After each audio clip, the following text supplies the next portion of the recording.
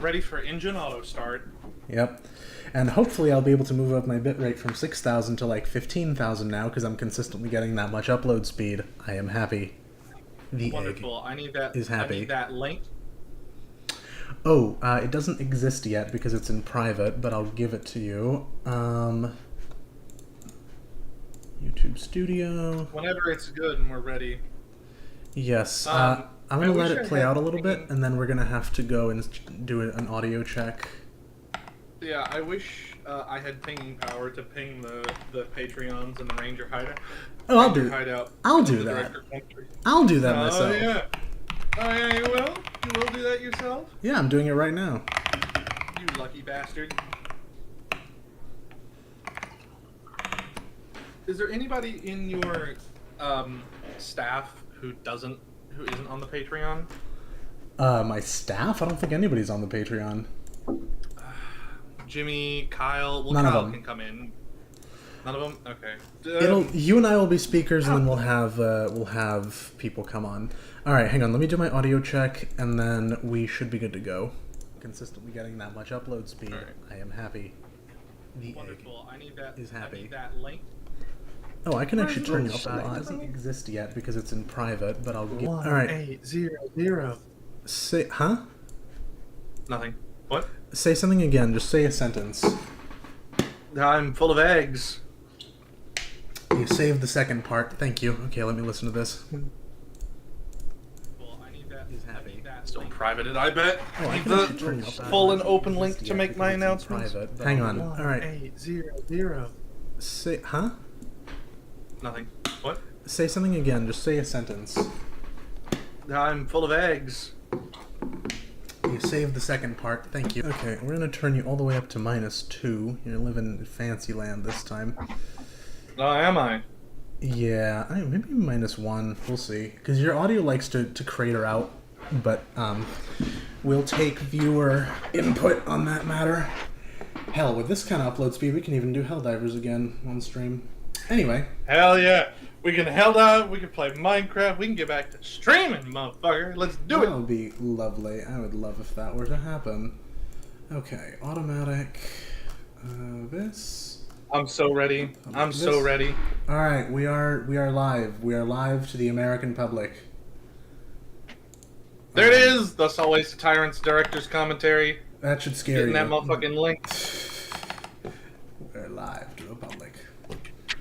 Yes, I don't know if it'll embed properly. Let me go ready. Mute. It might be better if we were to use this one. Yeah, that embeds. Oh, it does. Okay, whatever. I like the little red bar. Wonderful. Wonderful. All right. We're gonna wait like a minute. What is that? Oh. Okay, interesting. Alright, we're gonna wait maybe, I don't know, 2 minutes for people to file in. And then go into the thing? And then we'll get started. I'm gonna wait until we have like 15, let's say 20 people. And then we will start. I want to go over some ground rules for how this is gonna work, because the last time I did a director's commentary was the year of our Lord 2022. Many of you were not here back then, so I will go over how this works, how I'm going to make it work this time, because our previous, not our, it was just me at the time, but my previous efforts at director's commentaries have been less than successful, and we're gonna try and improve that now. I'm helping. Yeah, we should go to the Discord stage while we wait for people to file in. Yes. Also, probably some last-minute audio checks. You're a little echoey. That would be because I'm in an unfurnished room. I wish I could do something about that, but I cannot. We're gonna have to deal with it. Then fuck it, we ball to the director's commentary stage. Alright. Start event. Start event. Ooh. Here I am. And then Wilson requested to speak. But we let him. We will. We'll let him speak. Greetings. All right. Hey, real quick. If you're gonna show anything on the stream, you should probably also stream it on Discord. And I would advise the Patreons who are in the director's commentary stage to tune in to the stream on Discord, but keeping the stream on YouTube like in the back muted, because otherwise you're gonna get insane vocal whiplash. That's gonna be like 10 to 30 seconds delayed. Yeah, it's gonna be odd. What do we have? We have Aedas. Hello, hi. We always have Aedas. Blue milk is overrated. What an insightful and incisive topic to begin with. Let's talk about blue milk. Let's talk about blue milk. Fuck the director's commentary. This is now a blue milk stream. Yes, it is. As I just mentioned, I am in a new apartment. I have spent the better part of the last month, in fact, the exact period of time of a month, moving. We signed the lease on June 18th, and I finally spent my first night here yesterday. Or, well, today, I suppose, tonight. Last night. On the night of July 18th. So, literally, it took us a month, but we're here. We have 2 bedrooms. One which is a bedroom, and the other which is my office. That is why it is so echoey, because the only furniture in here is my desk. It's a very pretty desk, but it's the only thing I have in here. And the entire rest of the room is empty. We're just gonna vibe with it.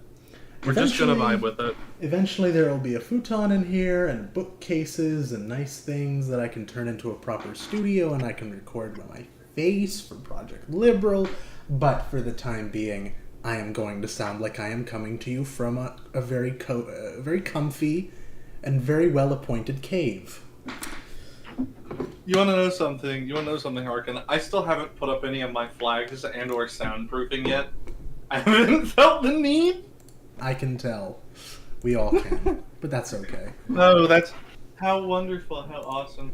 Do you think I can do face projects for Project Liberal if have the Warhammer minis in the background? Yeah, sure, if we set you up a proper studio, which we can do. Okay, so... studio and workstation. 15's 15, whatever. More people will file in eventually, or they won't. Makes no difference to me. Let's go over ground rules. Let's go over how this is going to work. So, first order of business, if you're here and if you're a patron at the ensign rank or above, that's $5 a month or above, you should join the Discord. And if you're in the Discord, you should join the Director's Commentary stage that we have set up in the Discord.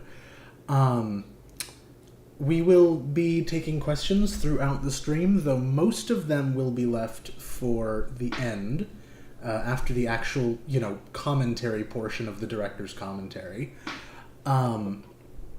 We will be taking some questions during, but we'll try and keep it kind of restricted. If you're in the stage, you can raise your hand, and we'll bring you on when we feel that the moment is appropriate. Or you can just type in the Director's Commentary stage chat, and we'll read it, and if we feel it worth answering, then we will. Otherwise, we will wait. If you are not a patron and you want a guaranteed answer to a question, those will be left for the end, but that will be done via Super Chats on YouTube. I would like to make it less than $5, but truthfully, $5 is like $3 for me, because that's the cut YouTube takes, so we're going to keep it at an equivalent rate to the patrons. And as if to not exonerate, what's the other word? As if to hold true to that statement, Peloton, thank you for the question. However, it's not relevant to this kind of stream. Yes. Please direct. I didn't even know that was a thing, but we're not going to talk about that right now. Our primary focus is on the video, which if you haven't watched, please go watch it after the stream. Or how many are watching the stream currently? 14, 17, somewhere in that variety. We're gonna probably wait 2 more minutes if it is a good 10 minutes. Yeah, just to recap everything that he said there. The Patreons who are in the Director's Commentary, whenever they have a question, we will bring them onto the stage. That's really what they're getting their money's worth for, right? They won't just, have a question typed in chat and we answer it. No, they will get to articulate their answer and have banter and discussion with us appear on the stage. Real Sweet. for $5. That's real good value for money. Is Talk Jimmy to our here? wonderful selves. Is Arc Reactor here? I assume he would have announced his presence at this point if he was.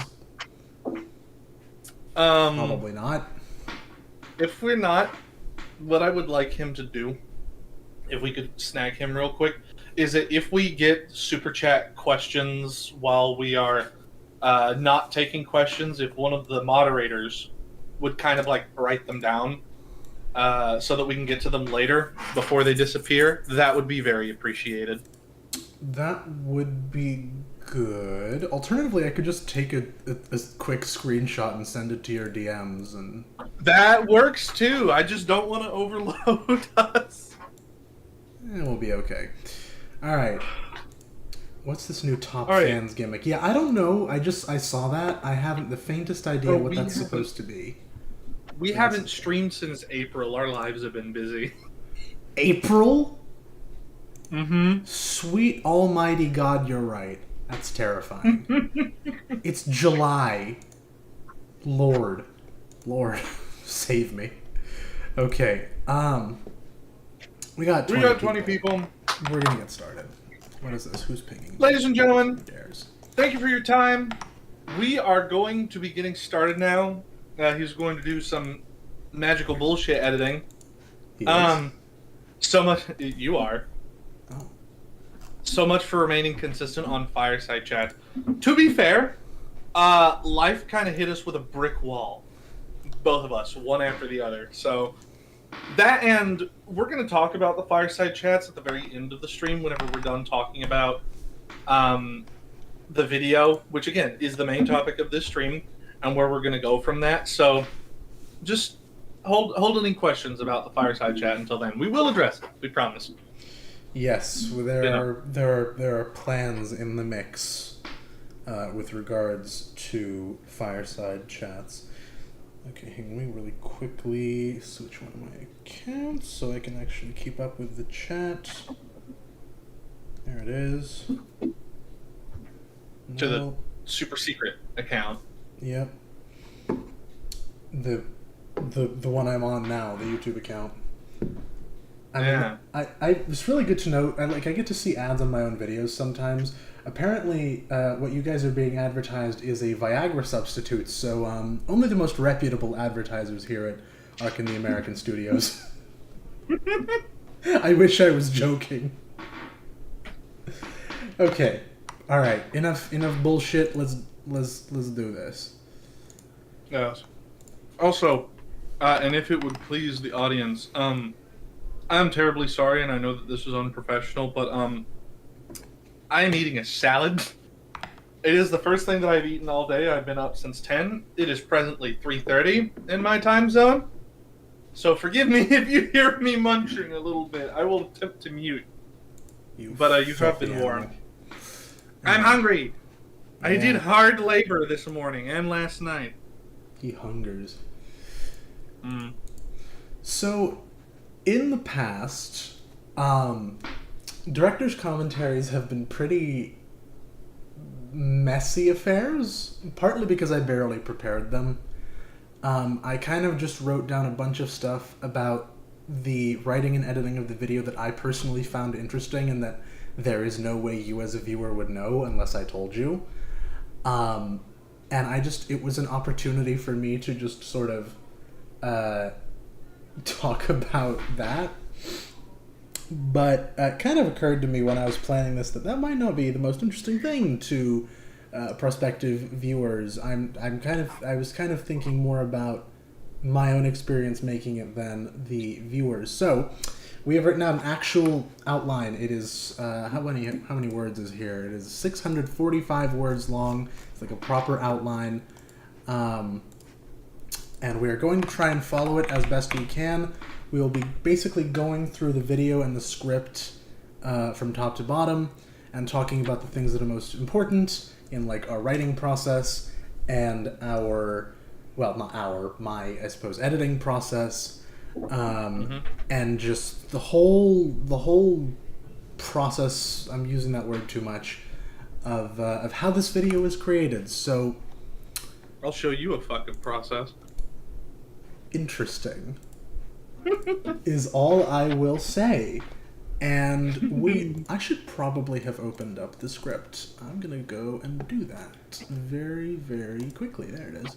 Only the finest here at Ark and the American Productions. The first order of business, and this is not actually written down as the first order of business, but it's the dumbest, and this has been a very dumb conversation so far, so we're gonna start with it. There is a word I used in the prologue of the video. The word is Throve. The Throve controversy, yeah. The line amount is, of comment. The line is that once under the wise rule of the Senate and the protection of the Jedi Knights, the Republic throve and grew. Now, I have like at least 10 comments on that video, if not more. I'm not sitting here and counting, but a considerable number of comments, especially early after release, that were like, well, actually, there's no such thing as Throve, it's thrived. I mean, I'm not one to get into things like that, but I have to explain something because I feel like a lot of people don't know this, and this is where we're going to start. These Star Wars videos for me are kind of love letters to a franchise that is kind of dying and possibly already dead, but that I still really care about a lot, so I try to cram in as much of my favorite Star Wars stuff as I can, even if it's not the most relevant. I did not write the prologue to this video. Every single word of the prologue, except for a single one, where I changed President of the Republic to Chancellor of the Republic. Every single word there was written by...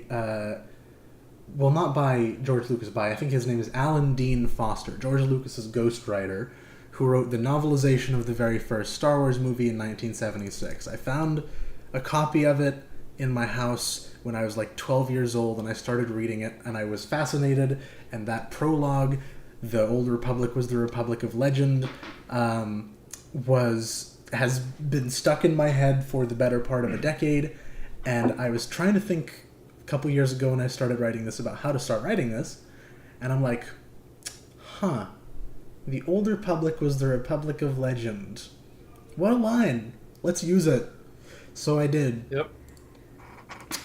Greater than distance or time. It almost has like a rhyming quality to it. The old it's like it's not a hymn, but it's like it is written. The Old Republic was the Republic of Legend, greater than distance or time. No need to note from whence it came, only to know that it was. Was it written in some kind of pentameter? I ain't nobody's poet. It has to have been. Whoever, like Lucas had an excellent team. What did you say the gentleman's name was? Alan Dean Foster, I think. Alan Dean Foster. It's excellent. It's just excellent. But yeah, we're gonna call that Throve Gate. Throve Gate. Wow. I mean, like, okay. Before we get major into this, and we will address every not every comment, but every major theme of comments as we go through this. But just to kind of prime the well, so to speak, the majority of the comments were categorized into a few categories. They're categorizable into a few categories. Oh my god, I just watched the first video. Throwgate. Your take on Thrawn sucks. Which we'll fucking get to. And one more. What do you think the last one was? Oh, comparison to modern day politics. That was the most common one. That was the most common one. But we'll get to all of them. Oh, and also complaining about the sequels. A lot of that. A lot of complaining about the sequels. Which I understand. Which we have. Yeah. Alright, so let's move on. There's Throwgate. The first major writing choice. Probably worth answering that. Who's on the center left? If you're talking about the image I have on screen now, that would be Wilson. And then the relaxed fellow on the right would be myself.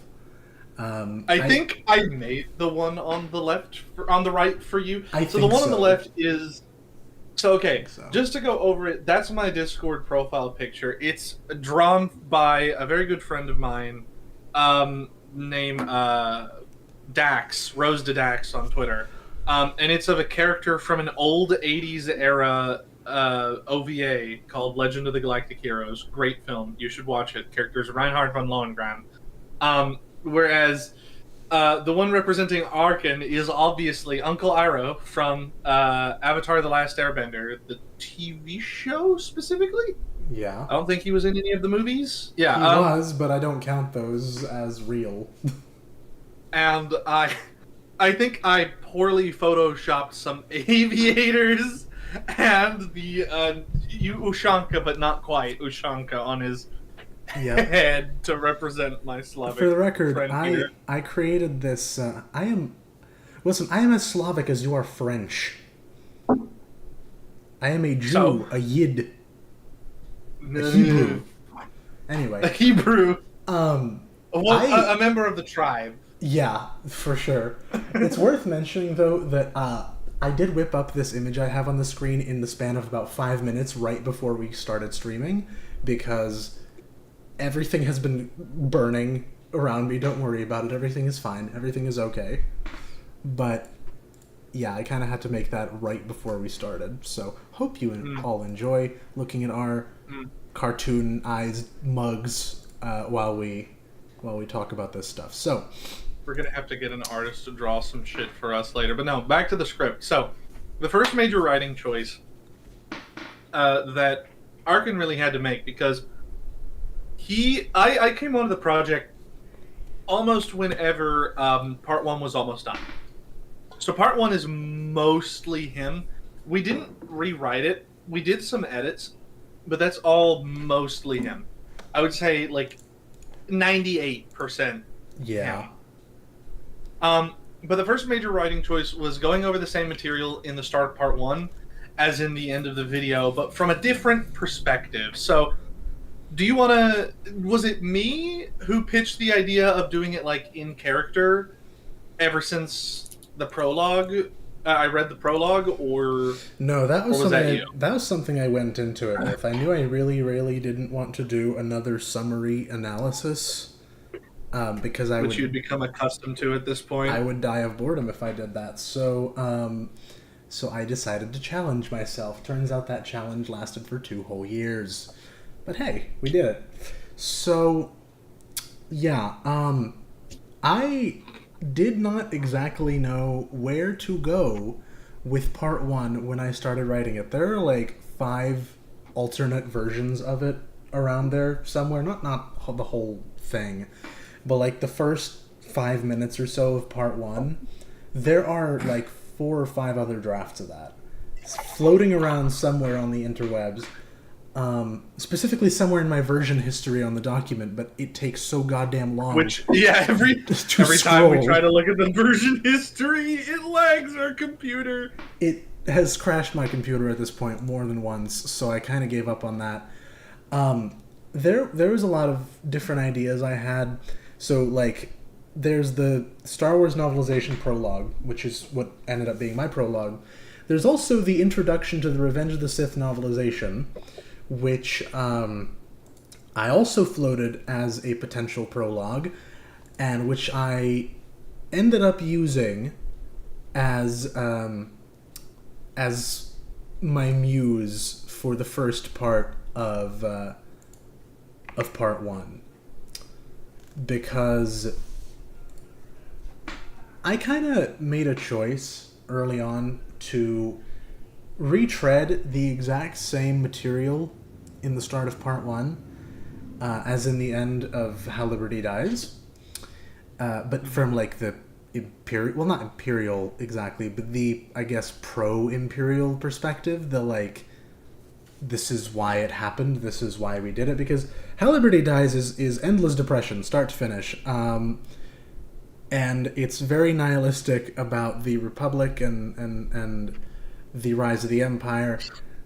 Which, I mean, to a certain degree, as it should be. Yeah. Right? Like, the late Republic era is not a good place. Like, it's certainly better than the Empire. It's certainly better than the Empire, right?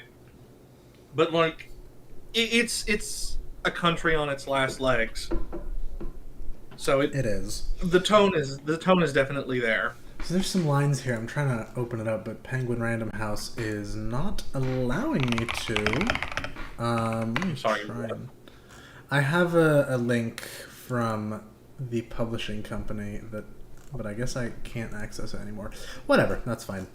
But yeah, a lot of the lines in the start of part one, because part one's really two parts within one actually, because you have retreading Revenge of the Sith, and then we start on the Bad Batch, and there's a pretty hard split there. There's a lot of lines here. So I'm going to have to paraphrase because I don't have access to it right now. But the Revenge of the Sith novelization introduction basically goes like, this story happened a long time ago. There's nothing we can do to change it. It is already over. But at the same time, it is also happening right here, right now, as you read these words. And I took that and ran with it, and that was sort of my premise for the entire video. So, that's where I got, after all, you know how the story ends, but those who lived in it didn't. That was where that was lifted from. There's a couple lines I took wholesale. Palpatine, he is more than respected, he is loved, he is the galaxy's last hope. Those are also lines lifted directly from the novelization. I think the only thing I changed was like, it was just like a change of prepositions, but it was basically the same wording. There's a couple more. But yeah, this is everybody being impelled to go and to read the Revenge of the Sith novelization. Highly recommend it. Funny enough, I've not read it myself. I have just seen so many goddamn YouTube videos about it and heard so many excerpts from it at this point that I might just as well have. I should read it. It's on my list. I will eventually, but I recommend it. I have never heard anybody, read it and not be happy about it. Yeah. This video reminds me of a thought I had when I was 10 years old. Wait, are the Separatists the good guys? We are going to get to that. We're going to get there. We're going to get there. Don't you worry. We have some spicy takes. Don't you worry. All right. So, what is next on the outline? 4 parts. Oh, okay. I can actually just kind of read this. This is basically written out. Yeah, so this video took 2 years to make, and about almost a year and a half of that was writing. And there were various reasons for that, but one of them was that about 3/4 of the way through writing, we had to totally reorganize the structure of the video. So, How Liberty Dies is 4 parts. Part 1, Twilight of the Republic. Part 2, A Galaxy Divided. Part 3, The Beginning of the End. Part 4, Twilight of the Republic, I think. Or no, Part 1 was Republican Decay. Part 4 is Twilight of the Republic. Been a while since I watched my own video. But, yeah, so it's 4 parts. Part 1, here is the Republic, here is the situation. Part 2, the war begins, everything is going to shit. Part 3, the Republic is becoming militarized and more fascist as more powers ceded to Palpatine. Part 4, the final end of the Republic. I wanted to mirror that in this video. Part 1, the rise of the Empire. Part 2, life under the Empire. Part 3, the beginning of the rebellion. Part 4, the victory of the rebellion. I thought, hey, that would be a nice parallel. We ran into a problem. We're going to talk more about it a little bit later, but Part 3, in the final version of the video, is Season 1 of Andor, and Part 4 is all of Star Wars Rebels. Originally, those two were both in the same Part 3. And when I tell you that the tonal whiplash between the riot on Ferrix and anything having to do with the Spectres, Ezra Bridger, Lothal, and that entire goofy-ass show was intense, and we didn't It was heinous. really know how to do it. It was heinous. It was pretty heinous. bad. Yes.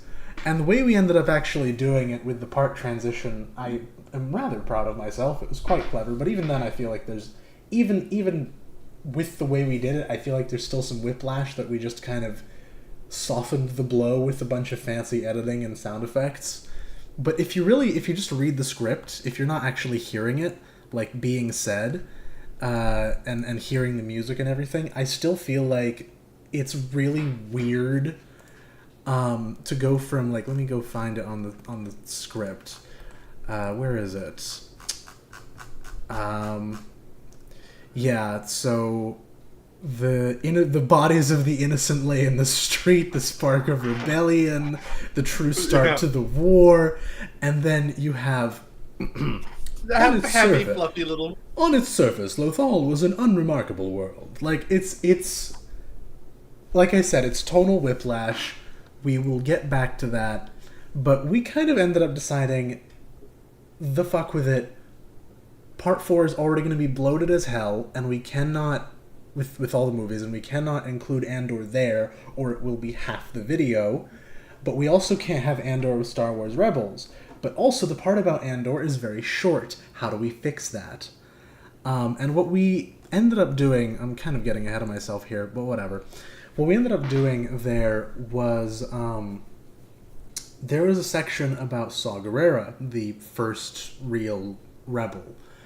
And man. Initially, for a really long time, it was at the end of part... Well, not... Okay, I'm going to give up on parts. It was at the end of our section about rebels, or about halfway through anyway, like right before the start of the rebellion, the formal declaration of the Rebel Alliance. And at a certain point, we're like, wow, that's also a really difficult tone shift between, hey, this is a terrorist who kills people and does not care about the lives of innocents, and he is estranged from the rebellion. But hey, everybody's coming together for the formation of the Rebel Alliance. Woo! It was so bad. Like, we had a whole 2 or 3 paragraph biography starting with him training with Anakin and Rex, and ending with him getting censured by Mon Mothma for his fucking actions. This is, by the way, Andor Part 2 had not come out yet. Shut up. But like, that's another thing that we'll get to. But yeah, no, we had it all there, and we agonized over it. We had 3 tonal whiplashes that did not make any sense, and we did not know how to square the circle. We eventually made the decision of gaslighting ourselves into saying, we're going to make a Saw Gerrera video eventually. Let's just take it out. Let's just take it out of the video. And we didn't, and we won't. But we did put it at the start of Part 3 before Andor. We kind of got ahead of ourselves chronologically, and there's another pretty important moment where that happened in the video, and we're about to get to it. But, Yep.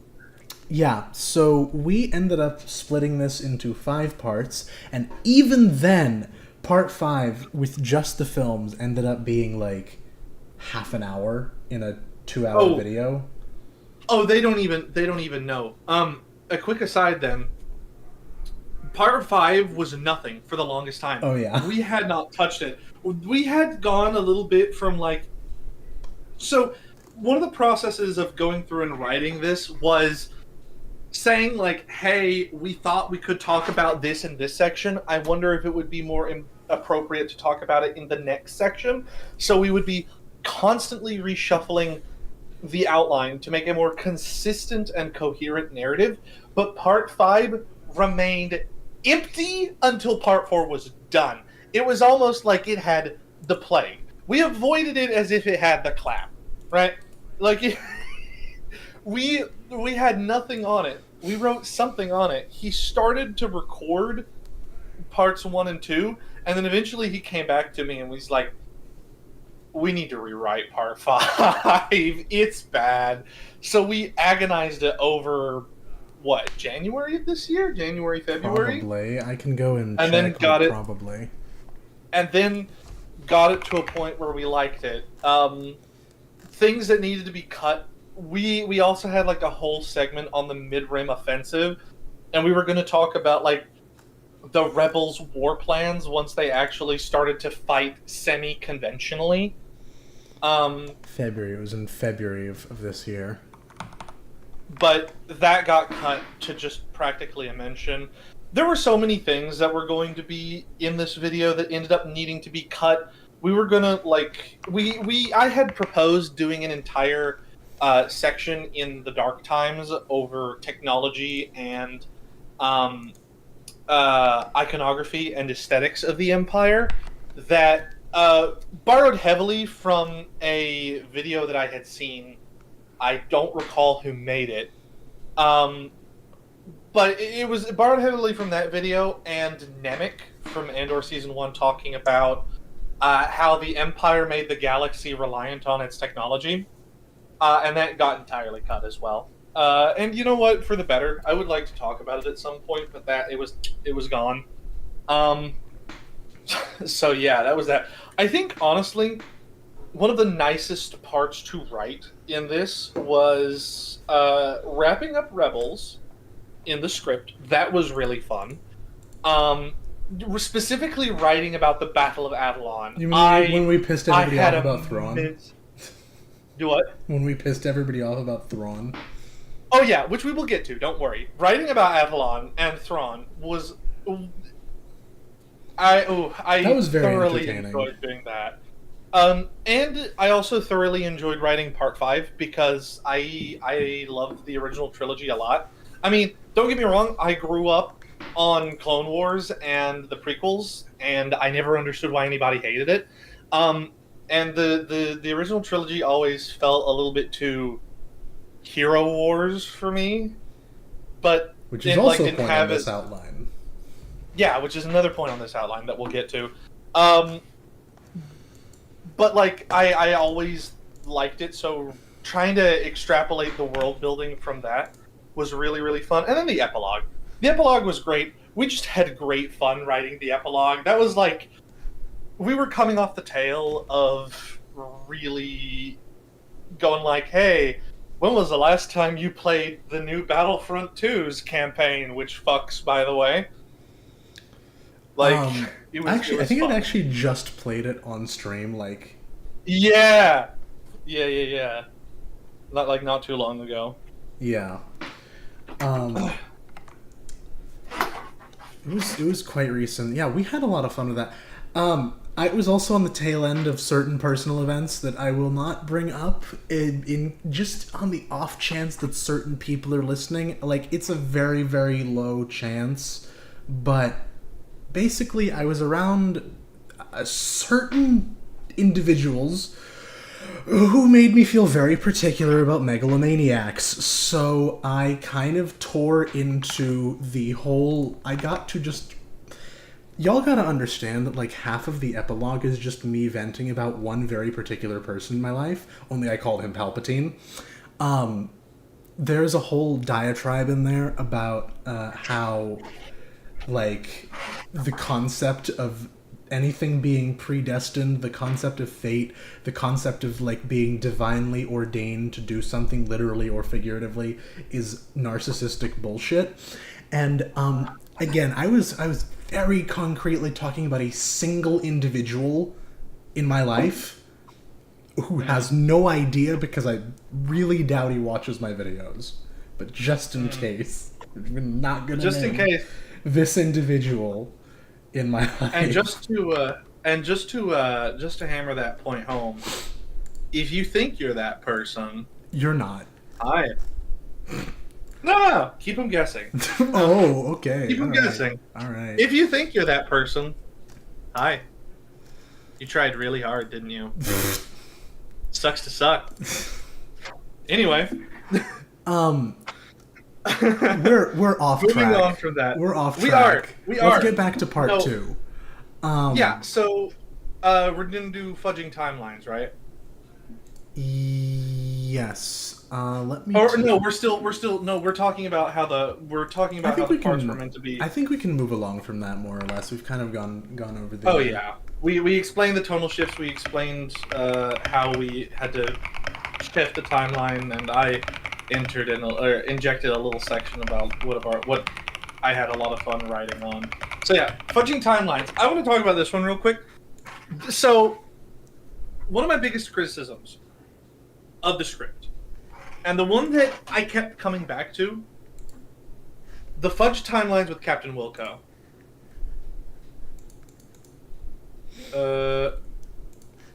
Just do it. Yeah, just do that later. No. So, fudging the timeline with the murder of Captain Wilco. To me, this was like nails on a chalkboard, and I kept coming back to it and kept asking us to, like, revisit it. Because, like, we started with this in median res thing, which eventually ended up in the script, but I was not for it. I was just like, why are we going to talk about Rampart and not talk about how he murks Wilco in Bad Batch? Like, we're going to talk about Rampart getting arrested over blowing up, what's the actual... Tapoka City? Yeah. Yeah. They're going to get arrested there, and then, like, 5 minutes later, we're going to show him and his career and stuff. That was odd. Eventually, I just kind of had to let it go. I don't know if you did or said anything in particular to kind of ease that transition. I don't recall. Truthfully, I kind of rely, like, if we're removing all writing logic, I kind of relied on the fact that very few people watched The Bad Batch, which is true. I kind of relied on the fact that I feel like video has, 167,000 views right now? So, like, of that, maybe, like, I'm going to be really generous, maybe, like, 35,000 have actually watched The Bad Batch in its entirety. And that's being very generous. It is probably less than that. And I kind of, I kind of just relied on the fact that, like, people would just not pay attention to that and just be like, oh, okay, we're going kind of back to talk about this thing. We still disagree about this, but I kind of justify because for those of you who don't know, basically part 2 starts with the murder of this clone captain named Wilco by Admiral Rampart. The end of part 2 saw Admiral Rampart being arrested, and he remained in captivity for quite some time until the very end of the show, which we did not go over. Because it wasn't particularly relevant. It was not. I remember watching it together, and we kept, like, taking notes in each episode, thinking about what we could add, and then in the end it was nothing that we could add, or that we needed to add anyway. But, so, as you could guess, the murder of this clone captain happened before he was arrested. And my whole thought process was like, so he murdered not just a soldier, not like any random soldier, a captain, which is like pretty relatively high up. If you an officer. Clone captains. In the real life, captains are in charge of what, like a company? About a company. They're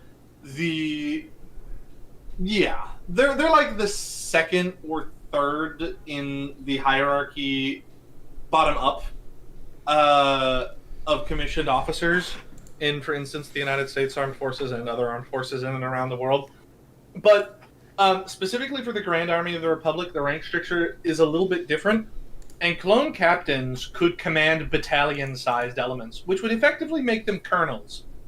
Like, these are staff officers. These are officers that are making incredibly high-level decisions. And Admiral Rampart, Admiral murdered a high-ranking officer under his command because he wouldn't falsify a report.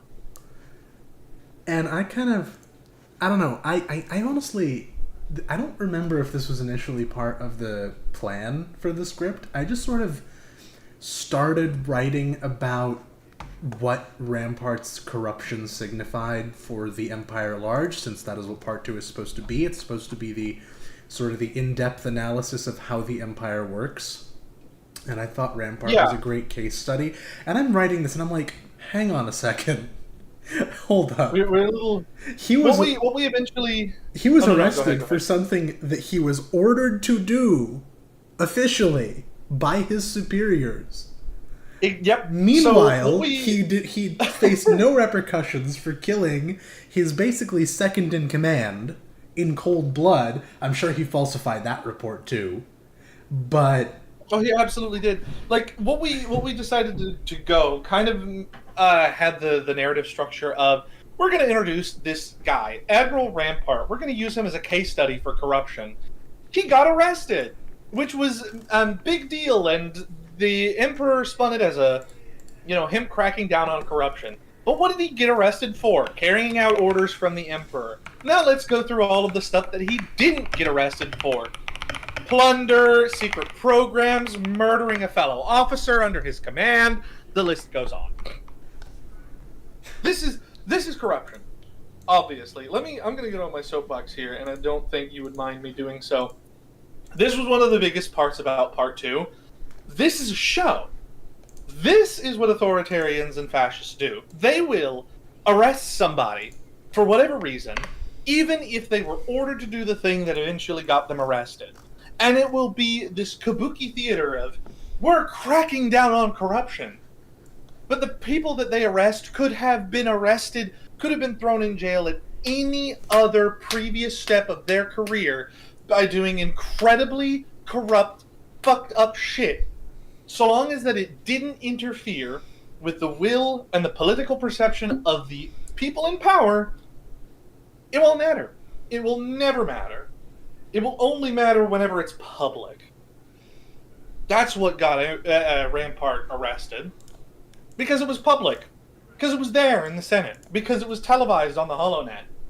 Because there wasn't documents that he could hide. There wasn't video surveillance that he could scrub. It was there.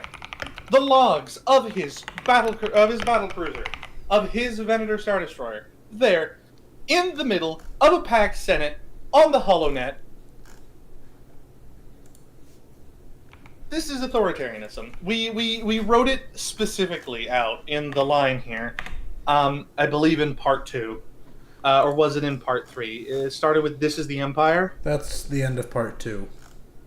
That is the end of Part 2. Where's Part 2? I'm all the way at the This bottom is the of Galactic thing. Empire, when all the propaganda is stripped away, when the initial euphoria passes, when all the pomp and circumstance and the grandeur of Imperium is replaced with a cold, hard reality, the New Order shows itself for what it really is, a government by fear, maintained through violence and corruption, ruled by a self-appointed emperor who uses the pretense of peace and security to justify terror and tyranny, and yes, that is all one sentence, and yes, it is grammatically correct. Fuck you, English teachers. Fuck you, high school.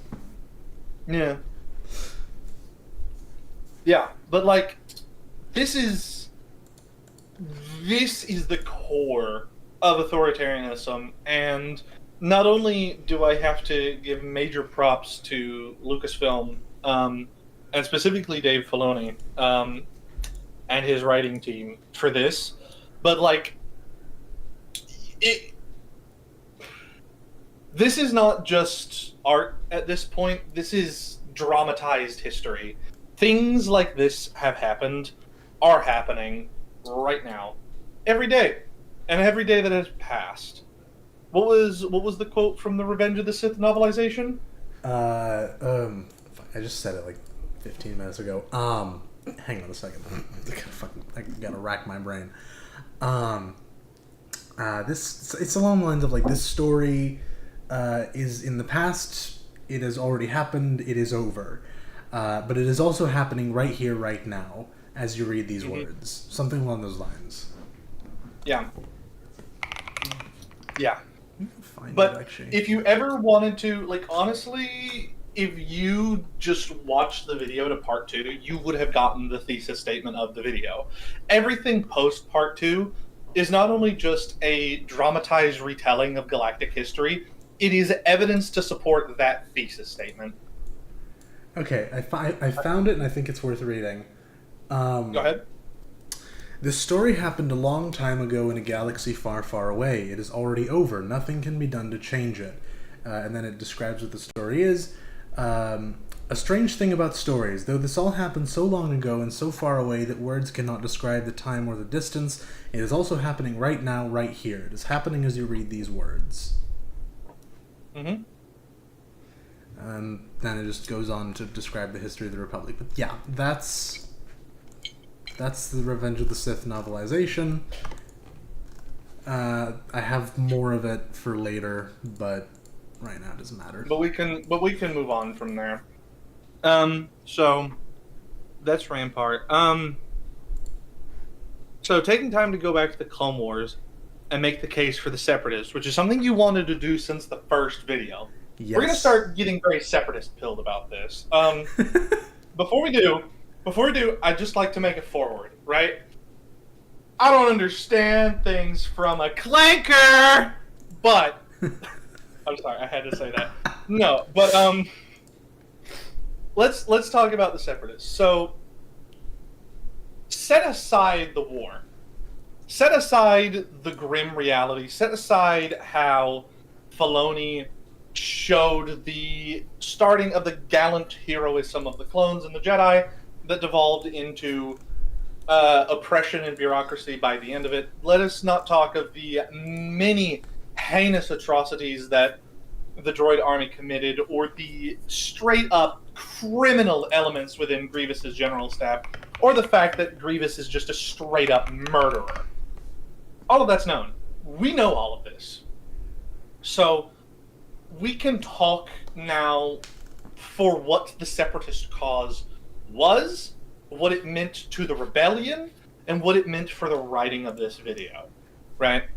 So I think a great place to start is Mina Bonteri and that phase in the Clone Wars, right? The whole complete subversion through the eyes of Ahsoka. Padme already knows all of this shit, right? But it shows that the galaxy was swept up in this legitimate cause that was spearheaded by a disgraced but popular former Jedi, and they had legitimate concerns. Sure, were those concerns overtaken by very wealthy interest groups? Yes, but it's those core and legitimate concerns that eventually caused the spark of the rebellion. And that's what we're gonna talk about here. That underlying motions that caused the Separatists to start in the first place. Like, Palpatine says that he and Plagueis laid the groundwork for this for a long time. Like, had the great Sith comeback or whatever. But, like, these things happen over lifetimes and generations. Like, the mid and outer rim feeling like they're not being heard. What else were the big Separatist plot points that would eventually lead into the rebellion? I mean, slavery still existing, like the populations of the mid and outer rim being pried on by slavers and criminal gangs, and the Republic unwilling or uncaring to do anything about it, right? And then the perpetuation of slavery by the Galactic Empire, right? That was a big one. That was a huge one. That's what got the Geonosians and the Geonosians genocided and the Wookiees rebelling. What else? Have we gone over, outright economic exploitation? Doesn't even really begin to cover it. More like just raw subservience, really. Resource extraction from outer and mid-rim worlds in order to feed the appetites of basically like Coruscant, Alderaan, Corellia, and a couple other planets, Alsacan, I don't know, a couple others, Chandrila, Naboo to a certain extent, even that's mid-rim. And there were entire worlds in the outer and mid-rim that were just turned into massive quarries or lumber yards in order to feed what was, in essence, an imperial core, even if it was not calling itself an empire at the time. If all political power is centralized in one region, and in one particular group of people, one socioeconomic class, well, what do we call that? Yeah. There's a word for that in the English language. There's That's a good point Ados brought up. Yeah, or Kuat drive yards. The amount of resources they would need to build the ships or the planet rings. Exactly. Like, you think about how much... Well, not steel. It's... What is it called? Durasteel, Dunium, all that shit. Like, that's planets worth. Like, let's not kid ourselves. The scale of the galaxy far, far away is massive. I once heard it said as, like, not just hundreds of millions, but perhaps billions, if not trillions, of individual settled, colonized planets, right? And sure, the Republic had a major issue administrating all of it. They did the best that they could, but they eventually, like, core and mid-core and core supremacy, human supremacy, right? Human favoritism. The Imperial core was a exploitative, industrialized machine that generated wealth for the core by getting companies to extract minerals from the mid and outer rim and then selling back to them finished consumer goods. The reason, the major in-lore reason why Kuat has a giant fucking ring around it is because they made subsidiary companies like Rendili to go out and find and farm resources and cut out smaller businesses through just rampant exploitation and, like, market price warring. So Rendili became this massive corporation that was under the umbrella of Kuat, so that Kuat could capitalize and almost be a monopoly of the one thing that we all need to exist in the Star Wars universe: ships, and ships that have a really good faster than light drive, a really good consistent, faster than light drive. And hell, even some mid-rim planets like Kashyyyk had versions of their own monopolies on this. I don't know if this was carried over into canon, but in Legends, Wookiees were these excellent stargazers who had maps, or had honestly mapped the hyperlanes all the way back to the times of the Rakata. And I think they canonized the Rakatan Infinite Empire in Andor Season 2. We only got to, like, a few episodes in, which we'll talk about it later, right? But Kuat constantly would do their best to fuck over Kashyyyk and the Wookiees, because the Wookiees selling their maps was interfering with Kuat's hyperdrive business. Like, it's good world building, but it shows to you that the underlying socioeconomic problems of the Galactic Republic were there for decades. And even if KOTOR and SWOTOR and the Old Republic are not canon, and it was, or if they are canon, which they're not, but if they were canon, the idea that Darth Bane set all this up over the course of 10,000 years just doesn't make any sense. Like, I'm certain that they rode the waves and they saw what was going on and they, applied pressure here and there to get the results that they wanted, right? But those problems that would eventually cause the Separatist movement were there, they were never addressed, and they eventually ended up causing the rebellion. And they ended up causing, like, it almost was two rebellions. They were rebellions, but it was two major wars. One of them was co-opted by dark forces in the slightly goofy sorcery fantasy elements of Star Wars, and then the other one was this very truthfully real struggle against the other authoritarianism. One was kind of co-opted by the old resistance elements of the Old Republic, which is a big part of, like, why Saw Gerrera never ended up joining the Rebel Alliance, because they were the alliance to restore the Republic. A lot of the rebels did not want to restore the Republic for the exact reason that we just described. The Republic kind of sucked ass. It wasn't as bad as the Empire, but it was a precursor to the Empire, and most of what ended up taking place in the Empire, most of the worst things there, most of those systems were already in place before Palpatine was born, let alone before he took power or before he declared himself emperor.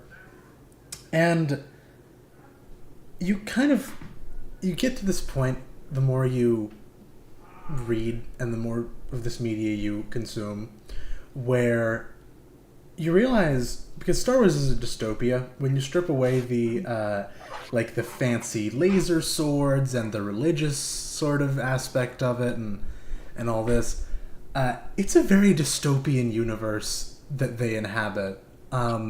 There is no happy ending for... I mean, there is for individuals, I guess, but there really is not a happy ending for the galaxy at large. There's not even one that I can really conceive of, because you basically, either you have a federalist republic that rules most of the galaxy, but can't really keep control of itself because it is federalist, or you have a unitary republic / empire, which can keep control, more or less, but then runs the risk of authoritarianism, which of course the Empire very much was, or you have individual planets being independent, but then they get preyed on by pirates and other Imperial forces, like we have the planet Desix at the start of Bad Batch Season 2 that tried to do exactly that and got taken over because they did not have a larger force. Or you have sectors, let's say. Like, I remember there's this one speech where Saw Gerrera is kind of shouting at Luthen, like, I am the only one with clarity of vision, and he lists a bunch of, like, rebel groups, and he names some of them as, like, sectorists, galaxy partitionists, and you think about what that means. Like, imagine if the galaxy was not ruled by any kind of large, overarching government, but you just had individual sectors. Man, those wars would go crazy, like, all the time. Like, and so you have this situation where it's sort of... I'm going to call it the Gran Colombia problem, or more broadly, just the South America problem. Because, like, Gran Colombia, for those of you who don't know, was this vision of a unified viceroyalty of New Granada, northern South America, basically, after Spanish rule ended and after the viceroyalty ended, to keep that territory together in order to be strong enough and be endowed with enough resources to grow wealthy and to defend themselves against future colonial incursions. But the problem is that you have Simon Bolivar and Vice President Santander who want a unitary system in order to keep control, in order to have that security, but then literally everybody else wants local rule, which is very understandable, especially as an American with a very strong federal system where you're interacting with your state's government way more than you're interacting with the federal government. I think most people like that. But now imagine, so like that's one part of South America, right? Of one continent. Now try and apply this to a fucking galaxy with, like, let's say 10,000 inhabited worlds. I don't know how many it actually is. Let's say it's 10,000. That seems about realistic. Like, or even 100. How do you keep together 100 systems without either chaos or tyranny? Either need, like, the real answer to that is either you need direct rule authoritarianism with constant loyalty testing and an extremely pervasive, like, secret police force to enforce your will, or you require some form of representative rule where you have a federalist system that splits up these gargantuan amounts of inhabited settlements into much more manageable, like, sectors. The only problem that you run into there is, where do you draw the line? Where do you draw the border? This is one thing that we will get into later whenever we talk about the end of the original trilogy and the New Republic, and how eventually the New Republic's... One of the major writing failures of the New Republic is the fact that they lived through the late Republic and then the Imperial era and didn't learn that a lot of this is down to bad governance, improper zoning, like no constitutional convention, let's just restore the old thing and hope that works. Like, I would say that there is no good way to administer the Star Wars galaxy, but you have this unique situation where you have a united galaxy where every single world well, not every single, but 90% of all of the inhabited planets want to be, to some degree or another, in a, intergalactic government that exists to regulate them and represent them and be part of this huge galactic community. And some of them would prefer it to have more control, and some of them would prefer it to have less. And they don't... galactic, not intergalactic. It's a giant galactic community. Right? Somebody's been playing too much Stellaris. Fuck you. It's me. You're the one who likes Stellaris. It's you. Oh, okay, yeah. It wasn't your idea to start that campaign. You were the one who got the game and told me that you had it. True. But aside from our galactic shenanigans, like, there are side galactic shenanigans. Like, I feel like a quote from Winston Churchill is apropos here, is like, democracy is the least worst government system that has been tried. And, like, the point that I'm trying to get here is that the Galactic Republic and the Galactic Empire functioned. They did not address the underlying problems that caused both of their eventual downfall, but they functioned. They could have functioned better, and it was something... And it caused the rebellion, it caused the tyranny, it caused everything that happened, and it was something that nobody, not even the writers, attempted to even address. Just, hey, the issue here isn't that we have a bunch of jackbooted thugs. We do, and that is an issue, but that's a separate issue. The issue isn't that we have, that we don't have enough free-spirited liberals who want to sing Kumbaya and demilitarize and get everybody to work together. The issue is that there is no sense of community, that Chandrillans and Corellians don't feel a sense of closeness in nearby, even though if you look into the lore, they were colonized at the same time and are in the same sector of the core. They have more alike than apart, and yet they're not grouped together. Not necessarily by ethnicity, but perhaps by, like, galactic location. There is not a thing there. What Star Wars needs is globalism, is what you're saying. Star Wars needs common sense globalism. A thing that I don't think was intentional by George Lucas, but is something that became an inherent problem of the Old Republic and the Empire, was the fact that it wanted to address globalism without having an answer for globalism. It didn't have a good answer for globalism. It portrayed the Galactic Republic as an authoritative UN, whenever it, like, kind of wasn't. I mean, to a certain degree, right? Like, I'm going to try and stay on track here a little bit, so you're going to have to keep me on a leash here. But this is a very brief diatribe. I'm going to try and make it brief. This is why I will never be able to be any kind of a socialist or a Marxist, because it is predicated on the idea of a universe, or at least a world, that has gone beyond scarcity in the environment, in the economy, and in people's needs. And I promise this is related, because, everything is to some degree allegorical. We come up with fictional stories like Star Wars, based on our real-life experiences. We put them in a fictional blender, and certainly fictional worlds take on their own internal logic that does not necessarily need to conform to our very real logic in the real world. But it does still take major cues, and essentially the problem you have in Star Wars and in real life on a very, very broad scale that nobody ever really stops to think about because we don't really live our lives at that scale. But there is a reason that there will always be war and poverty and indigence and suffering. And that is because, one way or another, there simply are not enough resources in existence to furnish every living human being on the planet with what it is that they want and need. And the want part is important because there might be enough for what they need, but there certainly isn't enough for what they want. And humans simply are not able to live only for what they need. Not all of us anyway. There are a considerable number of people, I would say the majority of people, who want things. Pretty much anybody who has not attained nirvana, for that matter. Star Wars Galaxy is no different.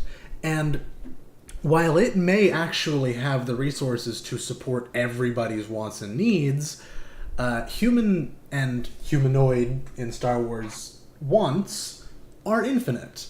They can be satisfied, and then they can grow beyond the scope of their present satisfaction. Which is why you always, like, what I just described, the problem with federalism and Unitarianism in Star Wars, where something has to give. If you're federal, then you're chaotic. If you're unitary, you're tyrannical. If you're split apart, it's warfare all the time and stupid disputes and everybody's poor. What you actually need in a system like that is some external force with no real stake in the matter to kind of come in and right the wrongs and balance what is out of balance. They can never do it forever because, again, there just is not enough pie for everyone to share. But they can come in and balance it temporarily and sort of keep it stable manually, if that makes sense. And we don't have that in the real world. But we do have that in Star Wars, and it's called the Jedi Order, which I completely ignored for the entire duration of this video. I mentioned it during Order 66. On purpose. I mentioned it, yes, and I mentioned it when we were talking about the Inquisitors. Because this is told from the perspective of an in-universe historian, I figure if I were a historian writing about this, I'm an atheist in real life, I'd probably be an atheist in Star Wars, so I probably would not believe in anything that the Jedi preached other than the fact that they existed and had some kind of telepathic powers. But hey, galaxy's a big place, shit happens, who knows what is causing that. As a historian, I probably do not believe in the Force. As a viewer, sure, because I've seen it. But as an in-universe historian, the Force is a fictional concept. So well, I ignore it. I suppose it would come down to, like, what era you are a historiographer in. Well, if you, like World War II historians, lived through the Second World War, if you lived through the end of the end of the Republic and the Clone Wars, and you had access to the knowledge of, like, there is this special cell called midichlorians that generate a life force that is manipulated by people who have subsequent amounts of it and then can be trained and practiced. Like, that is a scientific answer to the magical Space Force powers that you could accept. Well, what's the famous, like, Arthur C. Clarke quote, like, technology that is sufficiently advanced sufficiently is advanced magic? Technology is, yes, and sufficiently advanced magic is technology, yes. So, but, like, I don't know, I'm kind of just musing my thoughts that I did not get to say in the video because there was no place for them. But hey, I think that's why you're all here anyway. Yeah. The Jedi Order initially kind of did that job of balancing what is inherently unbalanced. I mean, it's actually in their code to a degree. It's literally in their code, and it's not. I don't remember what the exact line is, but their whole job is to find shit that is wrong and fix it where nobody else will. And part of the problem with them, the whole reason that they ended up imploding on themselves and getting destroyed so easily by Order 66, is they made themselves servants of the Galactic Senate, which, for better or worse, was probably the second greatest force for good in the galaxy after the Jedi, but they were still a political body with vested political interests and subject to the forces of literal and metaphorical corruption. The Jedi weren't. They lived as ascetic monks. And they also had magic.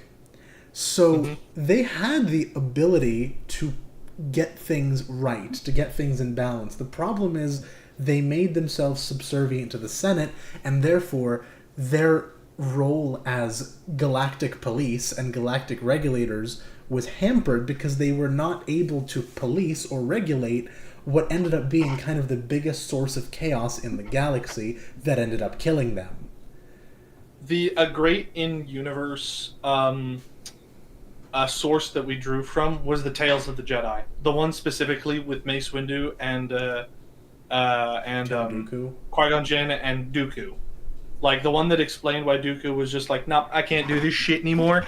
That, like, seeing the ham-fisted hamstringing that caused Dooku to be the way that he was and turn out the way that he did was very telling. Now, there is something that you said that I do want to address, which is, like, the subservience to the Senate.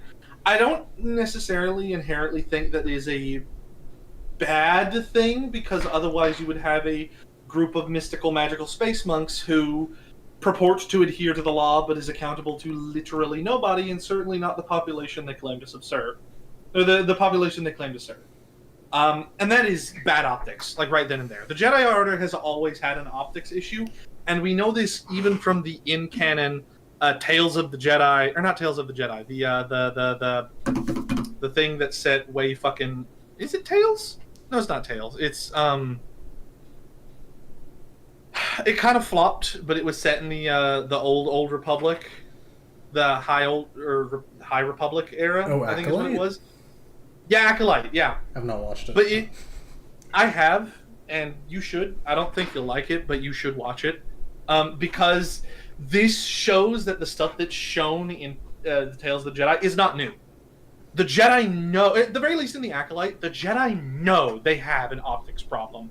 And whenever something shows up that could threaten their optics, which is really the only thing that keeps them, not being despised by the galactic community as a whole, like, they know they have an optics problem, and they work really hard in the Acolyte to try and fix that, and they're terrified when any threat to their optics comes up. But in the Old Republic era, in the prequels, right, and in Tales of the Jedi, they do not care. They do not give a shit. They're too deep in the mire. They have given up on optics. They take the Mace Windu approach. They're all like Judge Dredd's. They're all like, I don't care. We're just going to do this. And the instant that somebody with a conscience, like Dooku or Qui-Gon Jinn, comes along and goes like, no, something's not right here. We're servants of the people, not jackbooted thugs of the Senate. They get ostracized for it. The Jedi are very interesting as an organ of government. Like, if you think about it in real-world context, so, like, we have the Senate, we have Congress, we have the Supreme Court, we have the White House, and then imagine we had, like, I don't know, let's say in the a group of Shaolin monks. Yeah, imagine, like... No, like, in Washington Monument, we had a group of Shaolin monks led by Samurai Jack, who's out there trying to kill the fourth branch of government. Yeah, imagine we, like...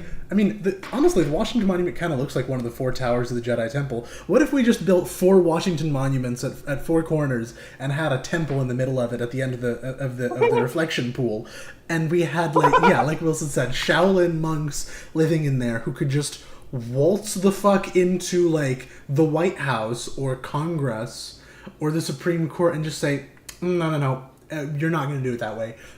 We have these magic swords that can kill you, and also we can crush your throats with our minds. That'd be a little odd, wouldn't it? But optics are the only thing that makes that palatable. Hang on, I have to fucking... one of our patrons, one of the ones in the chat said, every government should have magical monks that function as part of the government. Makes life more interesting. Yeah, could you imagine if today in the United States, Samurai Jack walked out of the reflection pool and went to go fuck up? Oh god, it's great. No. But, like, see, the only major problem with that is that it's way too authoritarian. You have a secretist kabuki theater club of monks that go out and police according to a moral code that, as far as we know, could change dependent on the mind of the monk.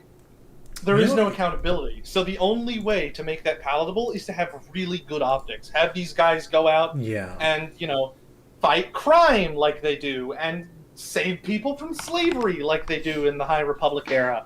But in the Late Republic, it's just gone. Honestly, if you want my personal take and something that we took away from writing the video and why we decided to not really focus on the Jedi too much, if what Darth Plagueis says is true, if what Sidious says is true, the real work of Darth Bane and his successors was to make the galaxy fearful of the Jedi, to restrict the Jedi in such a way to where they could not work on their optics, so that this outside regulatory moral branch of government could not exist and function in the way that it does, to make the Republic function as a government, to make the Republic focus on the actual internal problems. Whenever you stopped having Jedi submit reports to the Senate saying, hey, this planet, this planet, this planet, and this planet are all violating Republic law by having,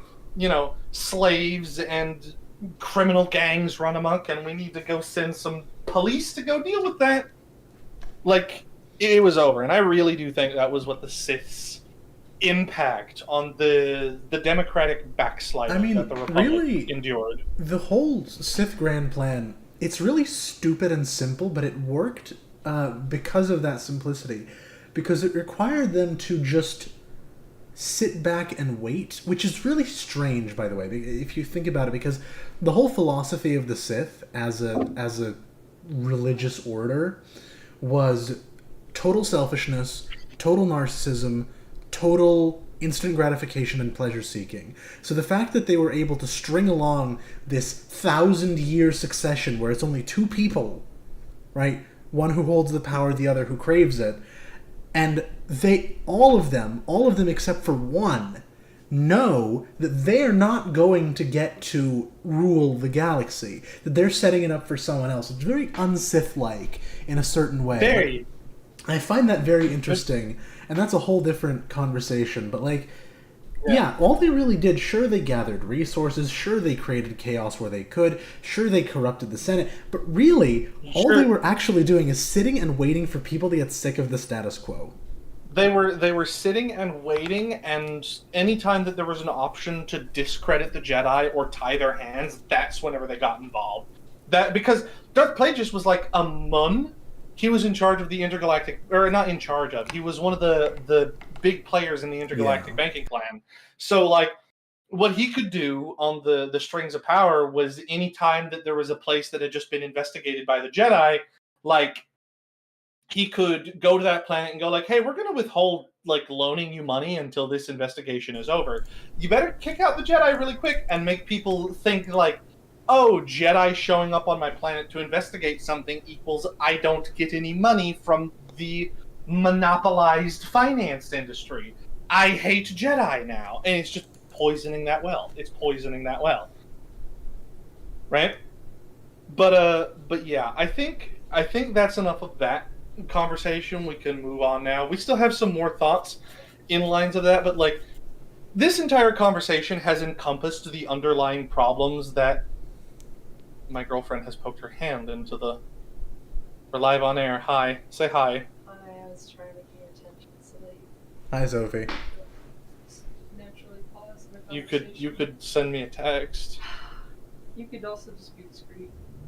Whatever. I was being staring at the discreet, corner. aren't But we? anyway. No, we're being so discreet. But anyway, that is all to describe the underlying problems that first caused the Separatist movement and then was not addressed at all by the Empire and caused the still present issues of the Separatists to morph into what would eventually become the Rebel Alliance. So I think we can move on from there to something that I really want to talk about, which is something that came up constantly in the script, the parallels of the Imperial military and Nazi Germany, and the nature of authority. And we're demonetized. Woo! And we're demonetized! Hooray! Hell yeah! Round of applause, everybody. Round of applause. Support Arkin on Patreon. Add Arkin the American on Patreon. I would appreciate do it that. now. Thank you. Even $1 goes a very, very long way. Yes, I appreciate it. He has rent to pay now. I do. find a job with hours. It's Anyway. horrible. Yeah. You want to take the lead on this? Because No, the this stuff was that all I you. really want... This is all you. You don't. Oh, this you know is all this all- shit way better than I do. Okay, so Here we go. where to fucking start then? Where to fucking start? So, one word categorizes this the most: favoritism. So, I want to tell all of you a story that, as you are all nerds and probably history buffs, is one that you probably know very well. And it's the Nazi side of the story during June 6th, D-Day, during the Allied invasions of Normandy. If you didn't know, it was supposed to be on June the 4th. And by the time that it was delayed and delayed and delayed, June 6th come around, and the day before and most of the 6th, it is pelting, pouring rain. So the person who was in charge, who just so happened to be one Erwin Rommel, we'll get to him in a minute, decides, there's no way the Allies are going to invade. It's my wife's birthday. I'm going to take a train to Germany. And I'm going to go surprise my wife with, I think it was literally some Parisian shoes, but that's not important to the story. Right? And then the parachuters started to fall. The real reason that I bring this story up is because the Germans had a set of reserve divisions that were ready to respond. These were the Germans' rapid response forces, and they were a cluster of armored divisions that we have the names of here. I'm not going to go through them. If Arkin has them, send them to me so I can list them out. But the long and short of it is, there was a couple of armored divisions, I don't recall how many of them, that were pretty much set up in, I don't think it was Caen, it might have been Paris, I don't know. But, you know, back from the line, protected from Allied bombing raids and short bombardment, what have you. Now,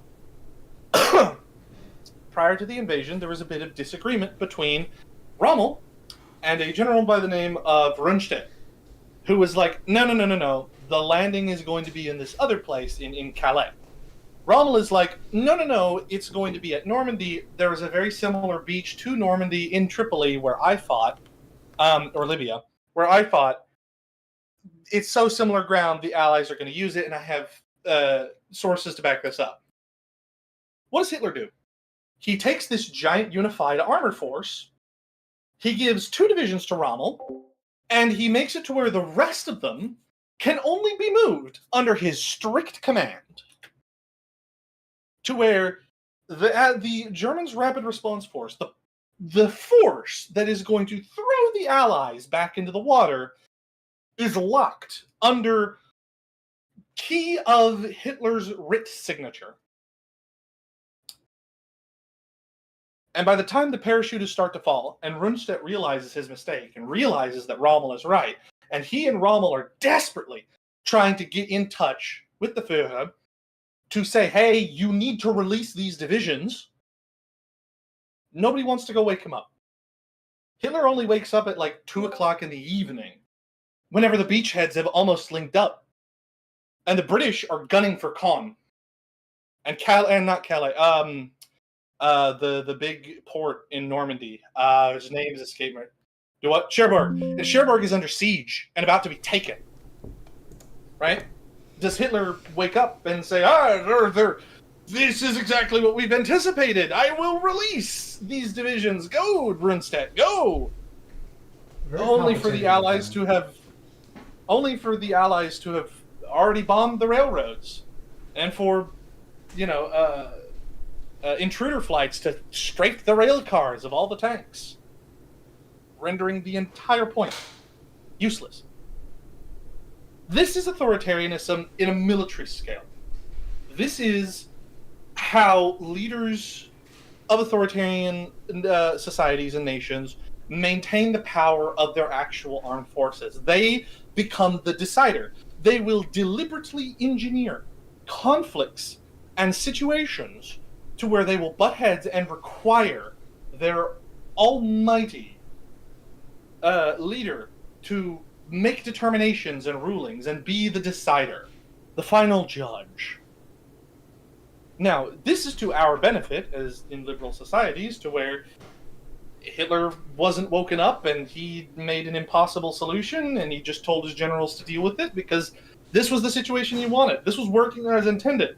And it caused all of those tank divisions to be ground to a halt and not able to throw the Allied forces back into the sea.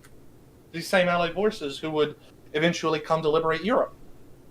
And it was also kind of to the benefit of the rebels, but in a more military procurement way as opposed to a military tactics way.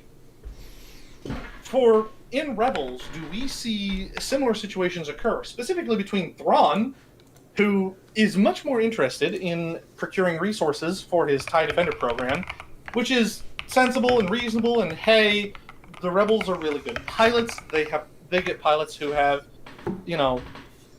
good reasons to fight, and they get these really good fighters from Incom who are more than happy to sell under the black market because we didn't give them a contract. So we need to have a company like Sinar, who makes TIE fighters, make something better, something that puts us on parity. And then you have people who the Emperor favors, like Tarkin, who's like, no, we cannot even spare a little amount of resources to a new fighter program beyond prototype development. We can't spare the resources for full line production because we're trying to build the Death Star. And so whenever these two butt heads and the Emperor the Emperor steps in and becomes that final decider and says, no, we're going to continue to fund the Death Star, and we're not going to take funding from the Death Star, and Thrawn, you'll just have to find funding for the TIE Defender program elsewhere. There were so many instances similar to this that we encountered during the script that we wanted to address them all, but we really just had to kind of settle on the Rebel stories that was Thrawn versus Tarkin pitted against each other for funding for their particular programs. We didn't get towards anything that like Krennic would eventually do, or how Thrawn butted heads with him. We didn't do any of that.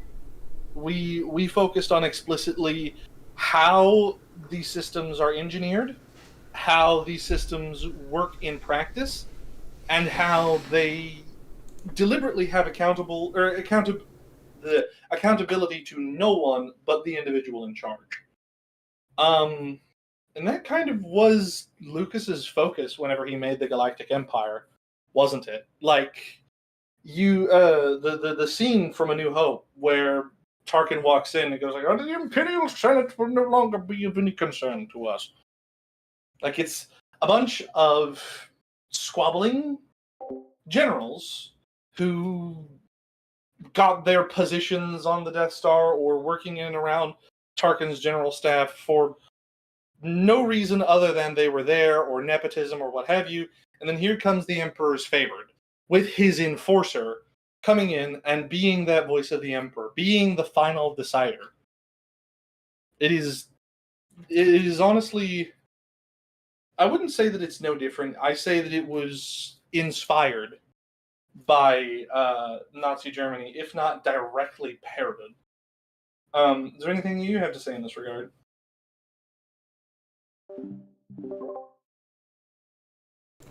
I have to say that Canadian Smarties are better than American Smarties. Sorry, I took that as an opportunity to go get a snack. Thanks. I'm certain Sophie is sitting in my room to request onto me what I would like to eat or tell me something, but she's just kind of sitting here patiently staring me down. So please talk while I address whatever. Yes, you do that. You go mute yourself, you son of a bitch. I'm gonna go and talk about things in the meantime.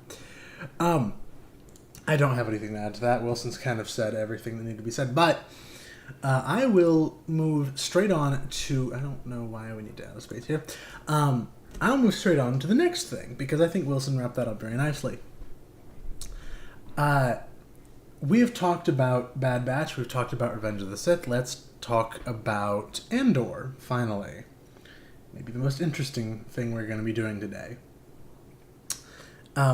So at the very start of this stream, we said that there was a category of comment where people were asking about why we did not include Andor Season 2. In fact, I think I received one like last night, asking if there were spoilers for Andor Season 2.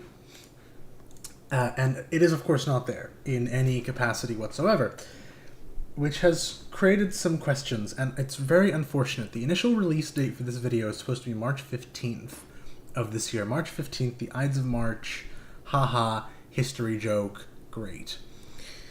It ended up not happening.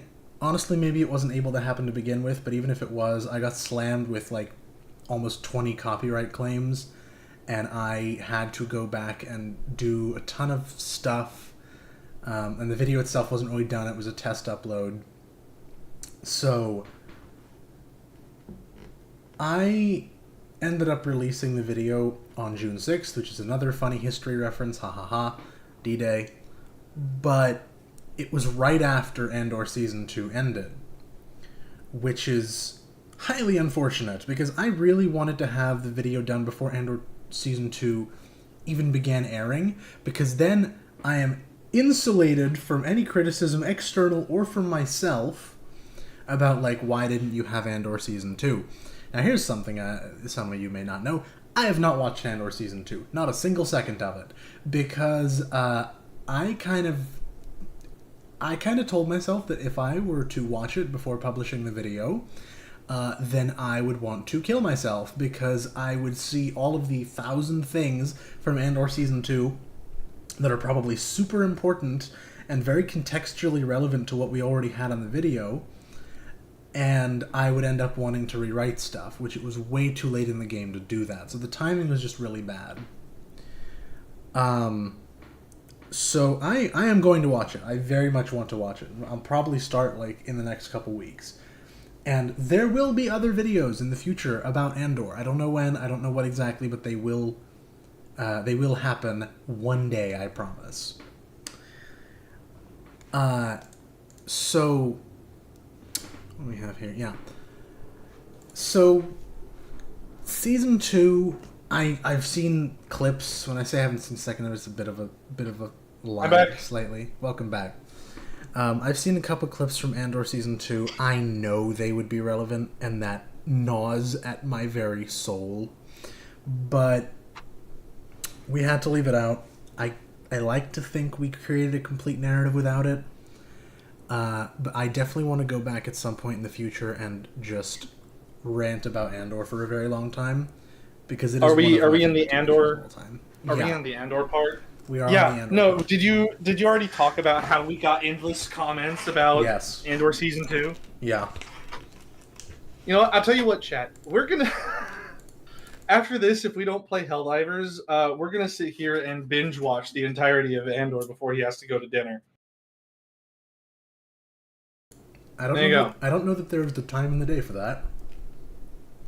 We'll find out. We did mention copyright purgatory here. A little bit, but that was the previous copyright purgatory. Have you talked about that yet? About what? About the previous copyright purgatory? I have not. Okay. Do you want me to start this and have you finish it? Sure. All right. So we had some issues early on. He, I think, made the video to about part 2, and then he decided to do some test uploading. It was like part 4. Oh, to part 4, and only then did he decide to do some test uploading to check like aspect ratio, and stuff. But most importantly, because there were some clips with like where we had to edit the aspect ratio, and it was kind of bad. I don't know if any of y'all noticed it, but he certainly did, and he talked a lot about it. But the big one was to just double check to see if like all of the copyright claim stuff was good, and it was not. What was it, like a peak of 19 at the same time? I think it was first it was 14, I think. Then it was 18, and then on the final upload that is actually up on YouTube now, it was 19 upon upload.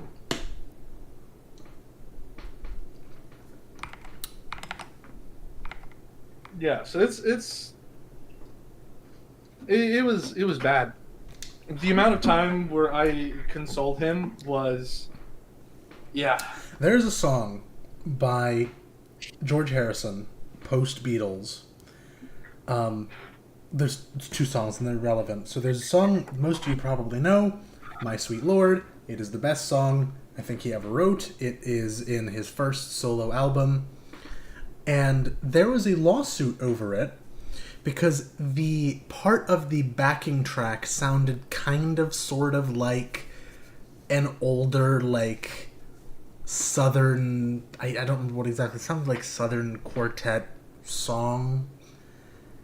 And, so they sued him over that, over copyright infringement, and they ended up settling out of court. But after that all ended, George Harrison writes this song called This Song. It's really jazzy, it's really goofy, it's really, really fun to drive to when it's like 1 a.m. and your headlights are not working. It's a great time. I love it. And it's all about the copyright battle, even though it never explicitly names it. And it's very... truthfully, it's very me. It's very like... yeah, this sucks ass, but hey, it happened. Let's have a laugh. Like, it's kind of... the whole thing is like degrading his own work. Like, this song has nothing special about it, I think is the first line.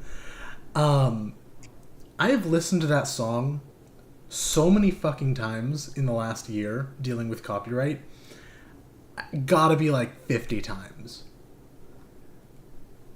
I'm actually gonna go ahead and post it in chat just so y'all fucking understand the headspace that I was in for what was I wanted to actually play for many months while we were dealing with copyright. Here it is. There you go. Very good song. I wish I could play it, but funny enough, I'll probably be copyright claimed for it. Anyway, do go on. Me? Oh, yeah, no, it's what a odd comment. We will address that in a moment. But no, it was bad. It was hell. And I think the story kind of eventually galvanized on a few days after launch, after we threw trade secrets that I am not at liberty to discuss. We got around the majority of it, filed them, or posted the video, unlisted, filed the disputes for the copyright claims. Everything was good. All of them expired, except they didn't. They said they were going to expire on a certain day, then stayed up for 3 days more until he contacted YouTube, and they expired finally then. Like, they were taken off. Like, they were under review for a few days. And I basically went and contacted YouTube and I'm like, what gives? And it's actual real people it's real people that they have on the other line, which is very nice. And I can tell, I think, the difference between a bot and a real person, because I was actually transferred to a different person in their like copyright division, because the initial tech support guy I was talking to was like, that shouldn't be happening. That is very strange. I'm going to talk to my boss. That's unusual. It's like, hey, I know your copyright system is infamously ass. However, these should have expired, and they're not. Mm-hmm. Comprende? But no, eventually then, after all of that, we were able to post the video, premiere it on my birthday. Greatest birthday ever, by the way. Like, it will go down in history. My 25th birthday. Greatest birthday I've ever had. For 3 reasons. One, I finished some models. I engaged in the occasional Warhammer hobby, and I had top coated, which is to say put the final layer of sealant on my models, and they looked fucking excellent. Then the video premiered, and we watched through the premiere. Then that night, as I'm eating dinner with my girlfriend, there was the Elon Trump drama. It was so good. It was so funny just to watch, be a part of. But no, we got all of that. But then the copyright stuff stuck around like a bad house guest. What's the name of the company? And what did they file claims under late June? I am going to take this as an opportunity to shit talk somebody in particular, because earlier I held back on We're the gonna off name chance. names. Earlier I held We're back gonna on name the off names. chance that that person would be watching the stream, and I will still not name them. But this person I will name. His name, insofar as I can tell, even though it does not sound like a regular human name, is Spawn Marcos. S-P-O-N Marcos. Again, S-P-O-N does not sound like a human name. Maybe I'm missing something. I don't know any culture that has that as a name, but hey, I'm an ignorant Westerner. What do I know? Point is, Spawn Marcos, who goes by the name of Sponatola, S-P-O-N, I think A-T-O-L-A, online. Yep, I'm looking at their Instagram right now. Yeah, well, we'll get to their Instagram. So he produces what we're going to generously call music, that is based on Star Wars. It's really just remixes of like various Star Wars clips, which is not my thing, but it's fine and dandy. It's kind of like lo-fi, basically, which is not music in my opinion, but that's okay. It's not my thing. It is somebody else's. And he produced again, we're going to generously call this an album, with a bunch of Andor stuff, a couple months before the video was published. And there's a song in that album called From the Start, which is a line from Marva Andor's speech at the end of Andor Season 1. The line goes like, I think, if I could do it all again, I'd wake up early and be fighting these bastards from the start. It's a very good line. It's a very good delivery. And he has this, I'm assuming, record label called Soul Spasm under Beat Fanatic Records. His Instagram says a different record label. Hold on. I don't know. Just a second. They're just the ones who claim me on YouTube. That's all I know. So Hold on. Instagram's loading. Give me just 1 second. okay. Hold! I just closed out of the fucking tab too. No, Nice. The thing on his Instagram, Sponatola, it's like a panda with a knife, right? Mm-hmm. Says Beat Fanatic Records, Ilsboro Records, No idea. and Lucky Records beat. I don't know. Who knows? Who knows? But this gentleman. I got proceed. a claim on part 3 of the video where I have that speech from Marva Andor.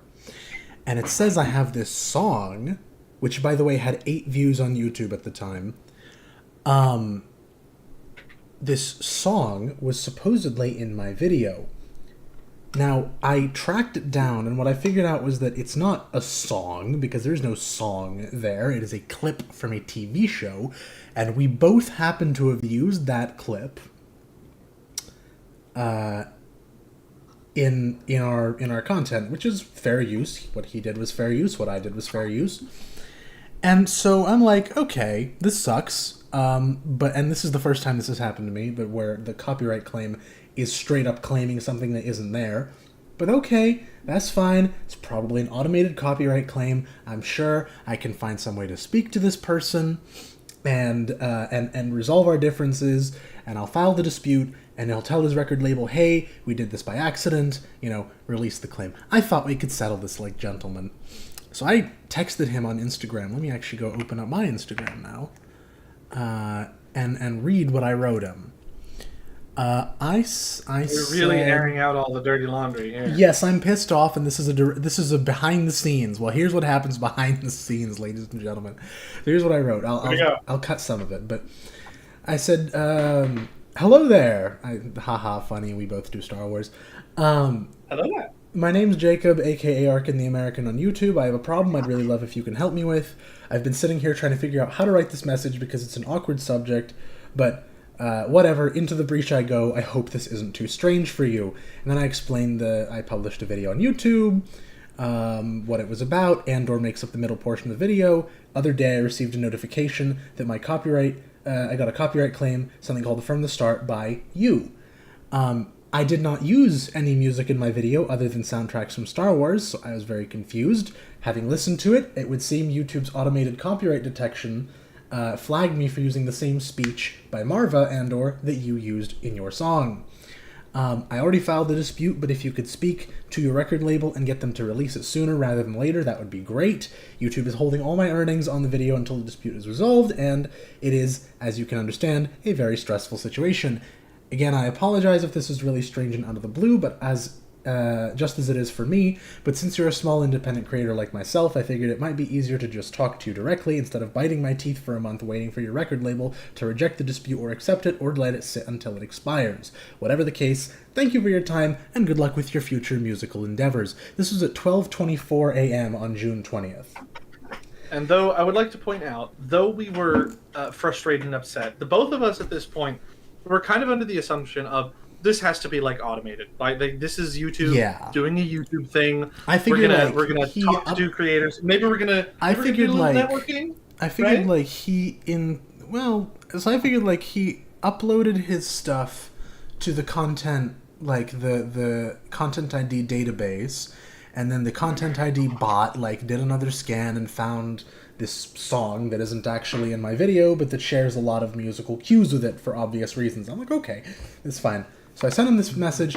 I was very, very miserable about it, but I sent him this message and I'm like, that was a pretty well composed message. I like to think I was pretty deferential and polite. I'm going to go to bed now. In my soft, warm, comfy bed, and I will wake up to a response, and we're gonna get this all figured out. Not only did I wake up to no response, I woke up to having been blocked. When I go to look at his profile, it says, sorry, this page isn't available. The link you followed may be broken, or the page may have been removed. That is what it looks like when somebody blocks you. So, no response whatsoever. This guy up and just blocks me. And I'm like, okay, fine. That was a pretty weird message that I sent. I'm sure it was probably really confusing and maybe even sounds like a scam. Okay. I'm going to try and contact him by a different means and be much more formal and, like, provide, receipts and everything. And we're going to figure it out. So I found him on Bandcamp, which if you don't know what Bandcamp is, it's basically a dumber version of SoundCloud. And I sent him a message. I haven't saved it, but it was basically the same thing, if a little bit more terse. Like I definitely said something along the lines of like, I really want to believe that this was automated, but you're sure making that hard to believe.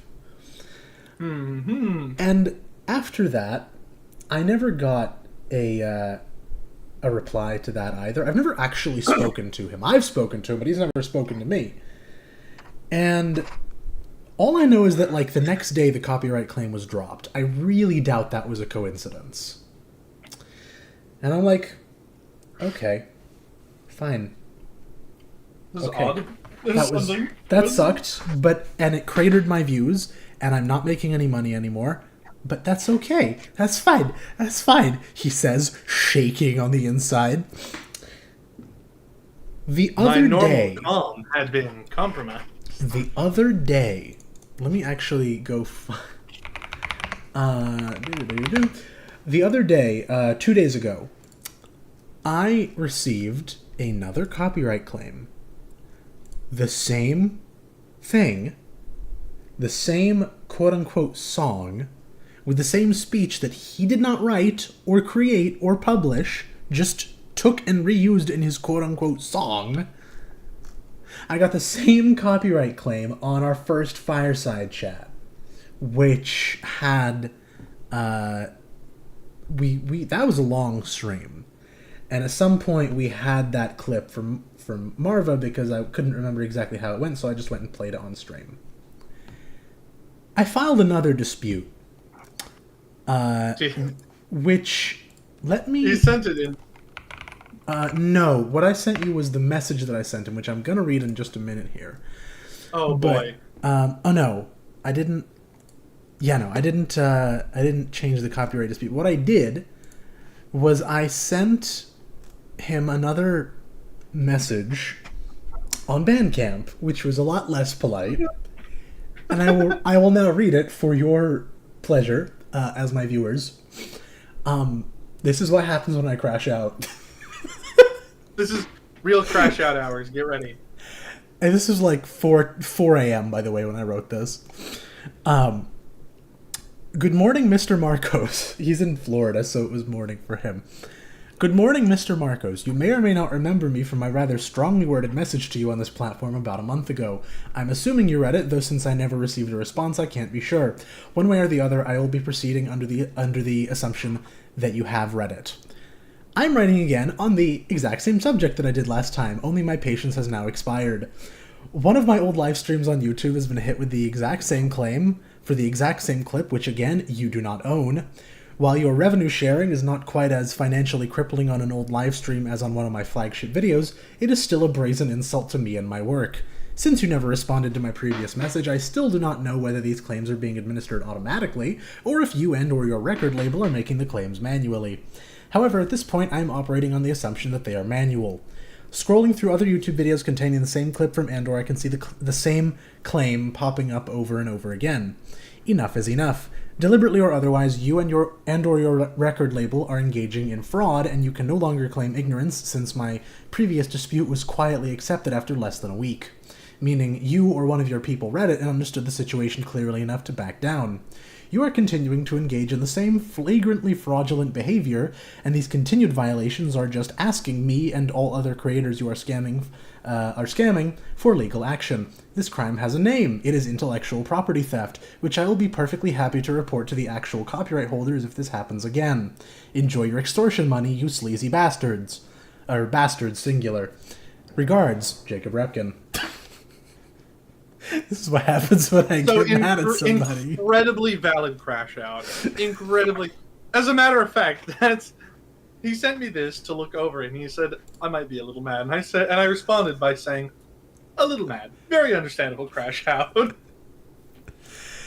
Yeah, so that's what's been going. This is a behind the scenes stream. Remember, this is what's going on behind the fucking scenes, ladies and gentlemen. I guess we don't have to talk about copyright in the end anymore. Yeah. Oh, yes. And you will have either Mickey Mouse or Uncle Sam breathing down your neck into your extortion. Oh, I forgot to read that part, yeah. But I will. He said, enough is enough. Deliberately or otherwise, you and/or your record label are engaging in fraud, and you can no longer claim ignorance since my previous dispute was quietly accepted after less than a week, meaning you or one of your people read it and understood the situation clear enough to back down. You are continuing to engage in the same flagrantly fraudulent behavior. Flagrantly? And these continued violations are just asking me and all other creators you are scamming for legal action. The crime has a name, and it is intellectual property theft, which I'll be perfectly happy to report to the actual copyright holders. If this happens again, then you will have either Mickey Mouse or Uncle Sam breathing down your neck. Enjoy your extortion money, you sleazy bastard. And by the way, Let it be noted that again, the next day, the dispute expired. So he reads them. He reads them. He absolutely fucking reads them. And he goes, "Oh shit, can't fuck with this guy. He's got lawyers." It was really funny when I told my dad about this.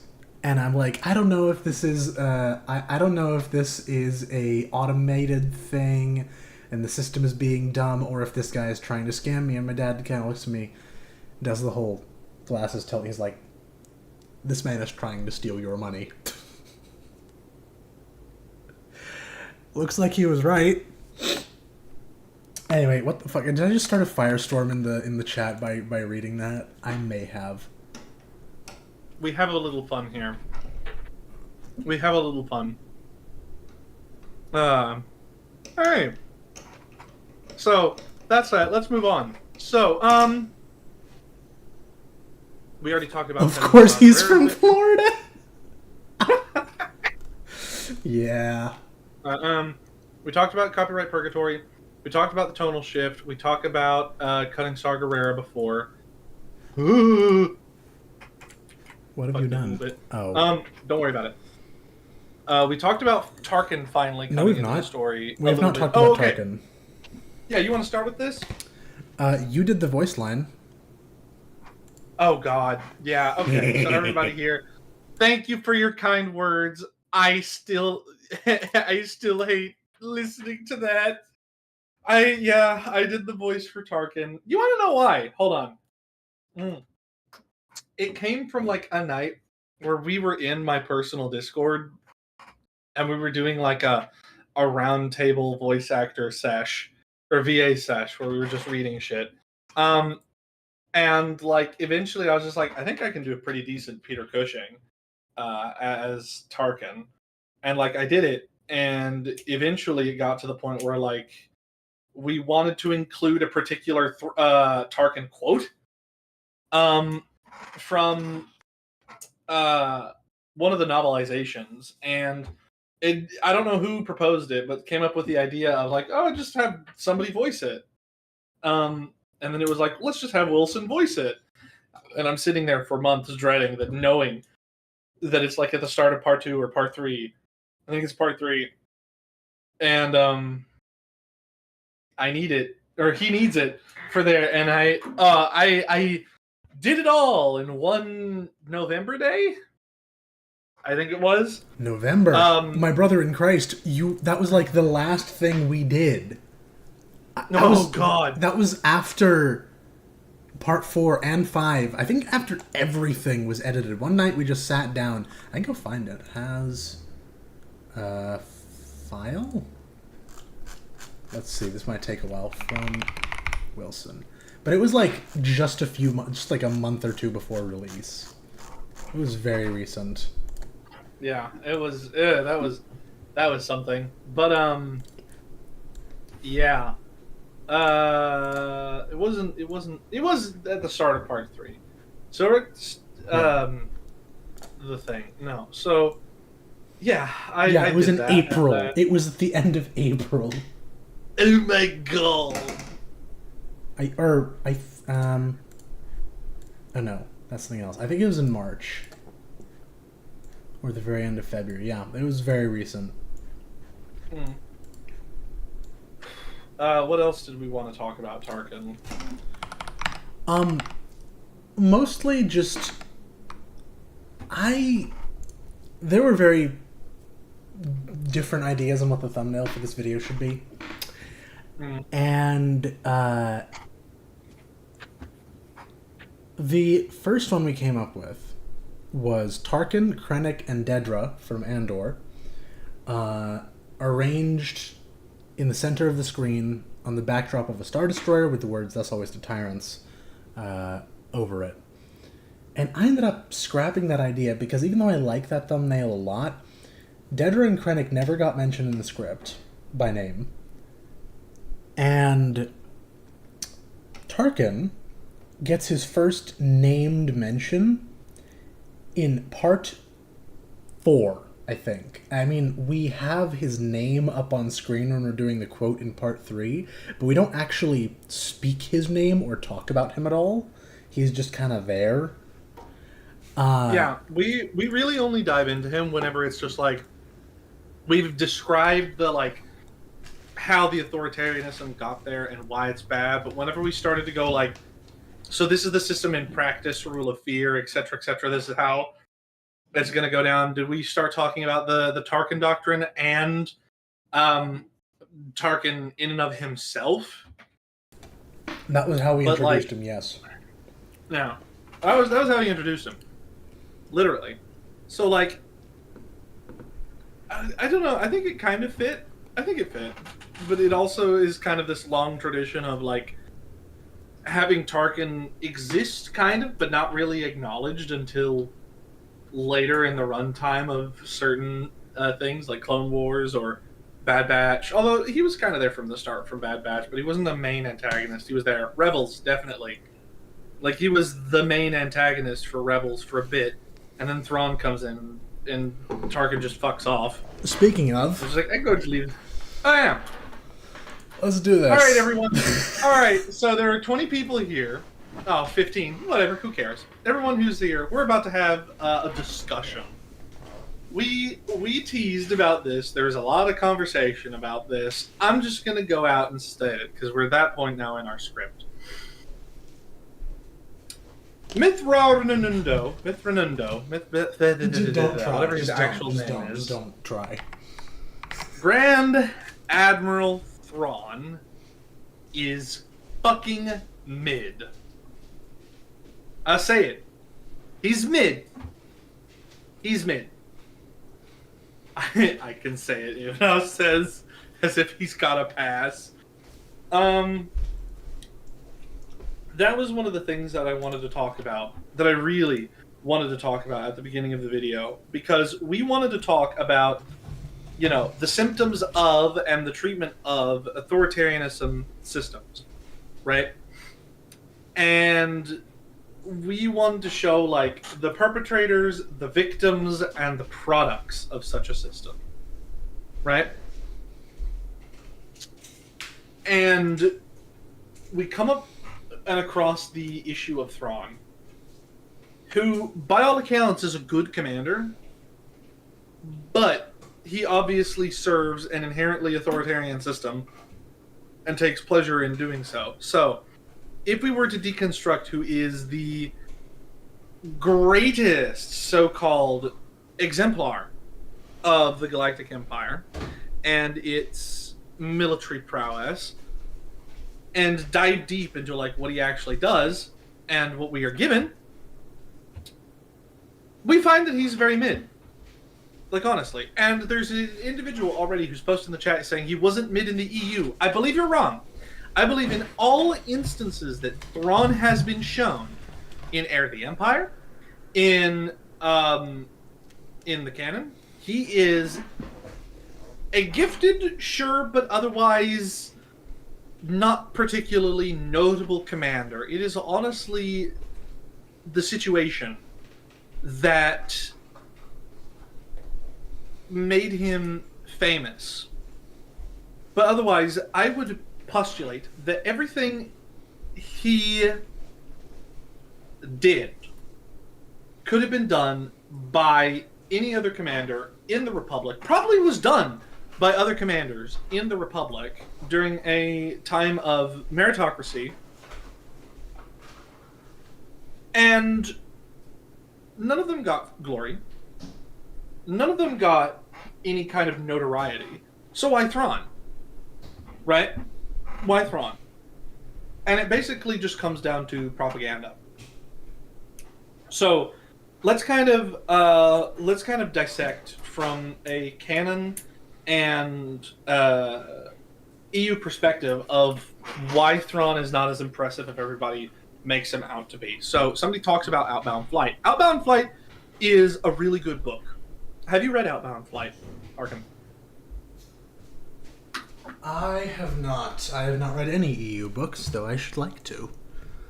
So I will talk about Outbound Flight here to start with, because I think it's the first and only time that we actually see Thrawn as, like, a good commander, and it's while he's serving the Chiss Ascendancy. So the whole idea is that a giant ship called the Outbound Flight was sent by the Republic during Chancellor Valorum's reign to map the unknown regions of galactic space, right?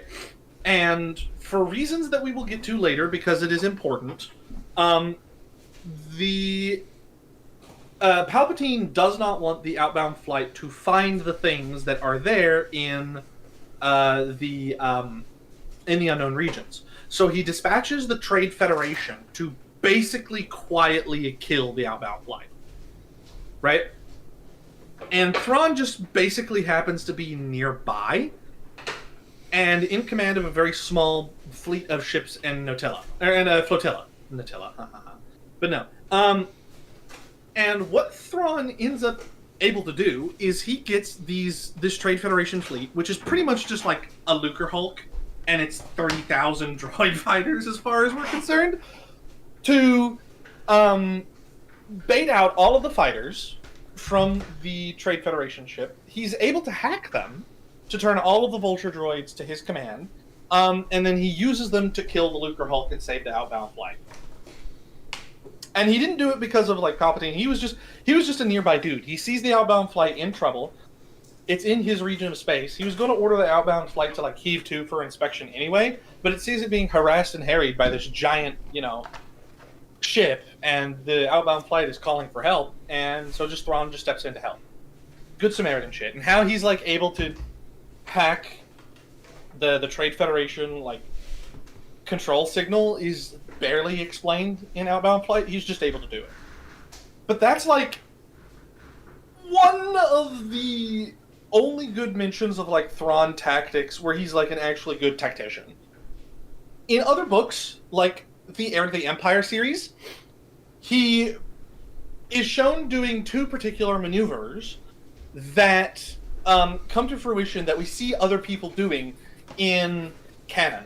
And you can make the argument that, the Heir to the Empire trilogy came out in the 90s and created these tactics in the Star Wars universe, and the people who wrote, like, Star Wars The Clone Wars and Rebels, where these tactics end up being shown in real life, borrowed off of his trilogy, and there could be some truth to that, but we have to, when writing from an in-universe narrative perspective, have to take all situations into account. History doesn't happen in a vacuum, ergo, these places and these people and these things did tactics that Thrawn was supposed to have invented, which means, retroactively, he didn't.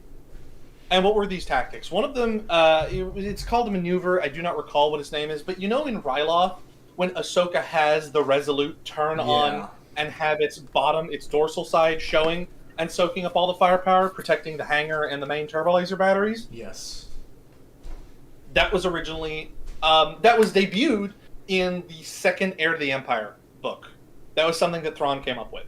Another one that I can think of is microjumps.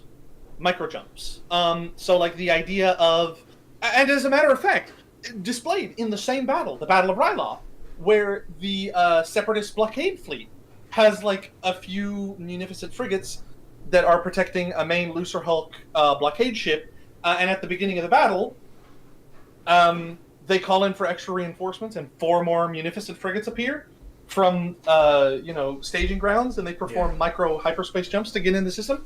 That is also a Thrawn tactic. That was debuted in the first Heir to the Empire book, right? The only Thrawn tactic that we don't see from the Heir to the Empire trilogy is cloaked asteroids.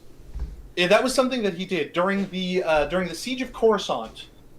Thrawn tried to basically blockade Coruscant by cloaking a whole bunch of asteroids and leaving them in orbit of Coruscant so that no ship could take off or risk hitting an asteroid that they didn't know was there. Right? But yeah, the point that I'm trying to say is that, sure, Thrawn can do all of these things, but everyone else can do them as well. Like, Ahsoka does them, the guy does them, the Separatist commander does them, right? Like, the Admiral Akbar does a few of these maneuvers as well, right? So, like, they're not new. They're not innovative. They were from a writing standpoint. I'm certain that Dave Filoni and his writing crew read Heir to the Empire and incorporated them into shows like Star Wars and Rebels and places where we see stuff like hyperspace hyperjumps and hyperspace microjumps, and protecting your ship by maneuvering its dorsal end to soak up the majority of the fire, right?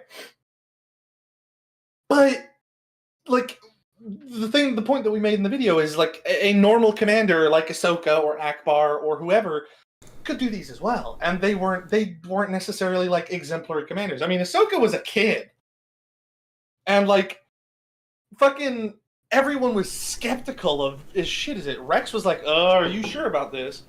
And the only reason they went through with it is because like they knew Anakin was going to sacrifice the Redeemer. No, they lost the Redeemer. It was the other one, not the Resolute. One of them. But no, like he was going to take out the command ship, and so they needed to buy time for the bombers to go in and do stuff. And it was only after Yularen came in and goes like, I know this strategy's bold, but we've got a good idea. We have a plan, and that's what we need. And he's waiting for us. So make do and mend. We will adjust on the way. Knowing full well that it's not normally a great idea to show your ass and not bear any turbo lasers down. But with a Jedi in command of a starfighter corps, it's a good idea. Right? But again, like these are the thesis of all of this, the reason that Thrawn is held up as one of the greatest military minds in canon and legends, and why people keep saying that, is not because he's a good commander. That's not in dispute. They're saying he's the greatest military commander in the Empire. But it's a fiction. He is on the same level of, like, Rommel. Right? Like, here's something that we talked about World War II earlier in the stream. Here's something that you guys might not know. The other guy who I mentioned, Von Rundstedt, he made up most of the tactics that Rommel became famous for and got zero credit. Did I say Thrawn? I meant Rommel. Like, Von Rundstedt came up with the majority of the tactics that Rommel would eventually become famous for. Well, that's also there was a huge, like, argument between Hitler and Rundstedt, like, halfway into the invasion of the Soviet Union, and if I recall, I just finished listening to Rise and Fall of the Third Reich. I think Rundstedt, either Rundstedt or Guderian, or maybe both of them, were just summarily dismissed halfway through the campaign. It was because Thrawn, or not Thrawn, and in some ways this does apply to Thrawn. It was because Rommel was this country boy, had a good voice, could talk to people, right? Like he could get a situation under his control just by talking to him. It's why Rundstedt and who was the other guy? Guderian. You just mentioned Guderian and Keitel actually got Rommel implicated in the July plot and got Rommel to commit suicide to preserve his legacy. They wanted him out of the picture. They knew they could tie him to the July plot, so they put him in an impossible situation, get him out of the picture, and then suddenly it's not a problem anymore. Similar situation with Thrawn, except less unaliving. Like, Thrawn, he was boastful. He had pride. He had suave. He could command a rune. His voice actor. What's the gentleman's name who does Thrawn's voice? Lars Mikkelsen? One of them. His brother played Galen. His brother played Galen Erso. Really? I think so. Nice, but no. Oh yeah. No, I remember now. Like he's got this great, excellent voice, and it has a little bit of a lisp, but it's refined and elegant, and with a hint of venom. And it sounds alien. Listen, I don't disagree, but why did you just say that like you were Ringo? Why, Johnny Ringo? You read that like Ringo Starr. Fuck off. Anyway, but no, like more to the point. Thrawn is held up as this giant, excellent commander who can do no wrong and do no evil, because in both Heir to the Empire and canon, he's cut down in his prime, he's not allowed to wither away into obscurity, he is mythologized by fascists, like Rommel, as one of the good ones, as somebody who is ideologically pure, who was centered more around the tactics and the fighting, right? Like, there's a Greek poetic tragedy to that, and it has absolutely nothing to do with his tactics. It has nothing to do with his military expertise. His military expertise is used as a narrative crutch by people who do the same fucking thing with Rommel. It's like, well, Rommel was a great general, and I would have loved to see him and Patton fight, and I just wish we could have. They are playing from the same playbook. Let us mythologize a fascist who's mid, who doesn't. Who, might I remind you, fought in a war that was lost by their government. Like, I'm not trying to go like, oh, Thrawn's a bad person or anything like that. No, like, he's just a mid-general. He's the only reason that he is considered good is because he is normal by all other metrics, but is surrounded by incompetence. I'll give you a great example from Legends.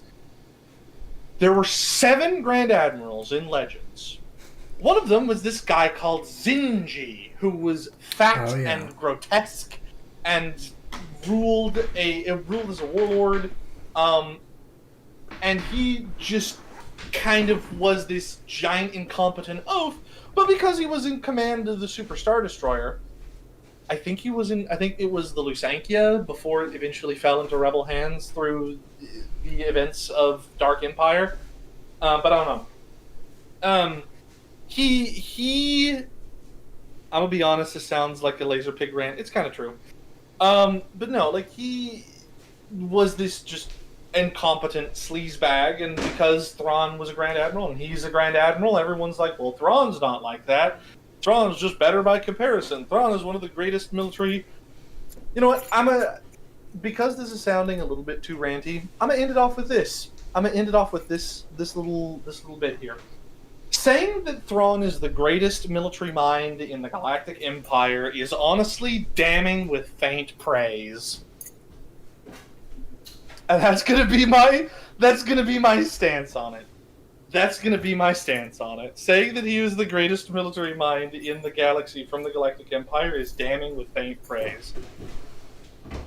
I'm Akbar pilled. Let's go. I'm Yularen pilled. That's an excellent way to phrase it, actually. I love that. So funny.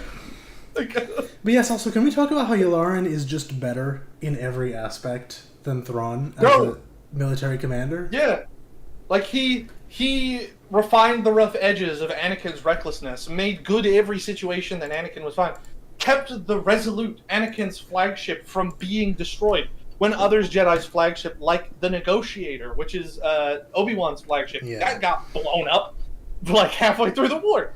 Like, the Resolute continued in entire service while being captained by one of the most reckless Jedi, and it's only because it was under the command of not just Anakin, but Yularen, who could adapt to anything. And then Yularen has this very long, very untarnished service in the Grand Navy of the Republic, transitioning to the Imperial Security Bureau, where he again has a very long and very successful career of rooting out dissidents. Sure, it's less tasteful than we would want, being liberals and thus adverse to authoritarianism, but he did his job. He did it very well. He was not ideological. He just was like, oh, I guess Anakin betrayed the Republic, and I'm not surprised, but I'm not going to shed a tear about it or get upset about it. I swore fealty to the Republic, and the Republic has become the Empire, and I'm going to serve the Empire in a different way. And I believe in canon he ends up dying on the Death Star because he was at the he was at the council where Thrawn proclaims the Senate's dissolution. Thrawn, or not Thrawn? I'm sorry, Tarkin. Yes, he was there. He died on the Death Star. But yeah, no, he Wait. Speaking of Legends, I don't know a ton about it, but his adjunct Pelion ended up doing way more than Thrawn ever did, and actually kept the Empire together. Just a thought. Oh yeah, Pelion far better, far better. But I will say one of the biggest critiques that I'm going to have of Pelion is that he contributed greatly in the subsequent books about things that we will get into in just a moment. By leading the Imperial Remnant, he participated in the mythologizing of Thrawn deliberately as as a narrative. So that he's going to get marks up, but he was a military genius. He knew that what he was doing. He was also not a dick. He was not ideological. Pelion is better. And Pelion, in my opinion, really is the character that's done dirty in canon the most. Not Thrawn. I'm not going to sit here and go because Thrawn isn't shown flicking away rebel fleets with ease. No. In Mandalorian and the Ahsoka show, he's just kind of there. present. Yeah, Like, because he's those not shows shown as are this- awful. Like, he's not this, like, heavy hitter in the post-Imperial warlord scene as he used to be. And I get that, like, Filoni wanted to show, like, a different way. But, like, if you're going to leave Pelion in, if you're going to keep him the lore of him being Thrawn's adjunct, like, have him be a little bit more with what Moff Gideon's doing. Like, you got this star actor who's playing Gideon, the guy who plays Gus Fring from Breaking Bad, right? The guy who plays the guy who owns the company in The Boys.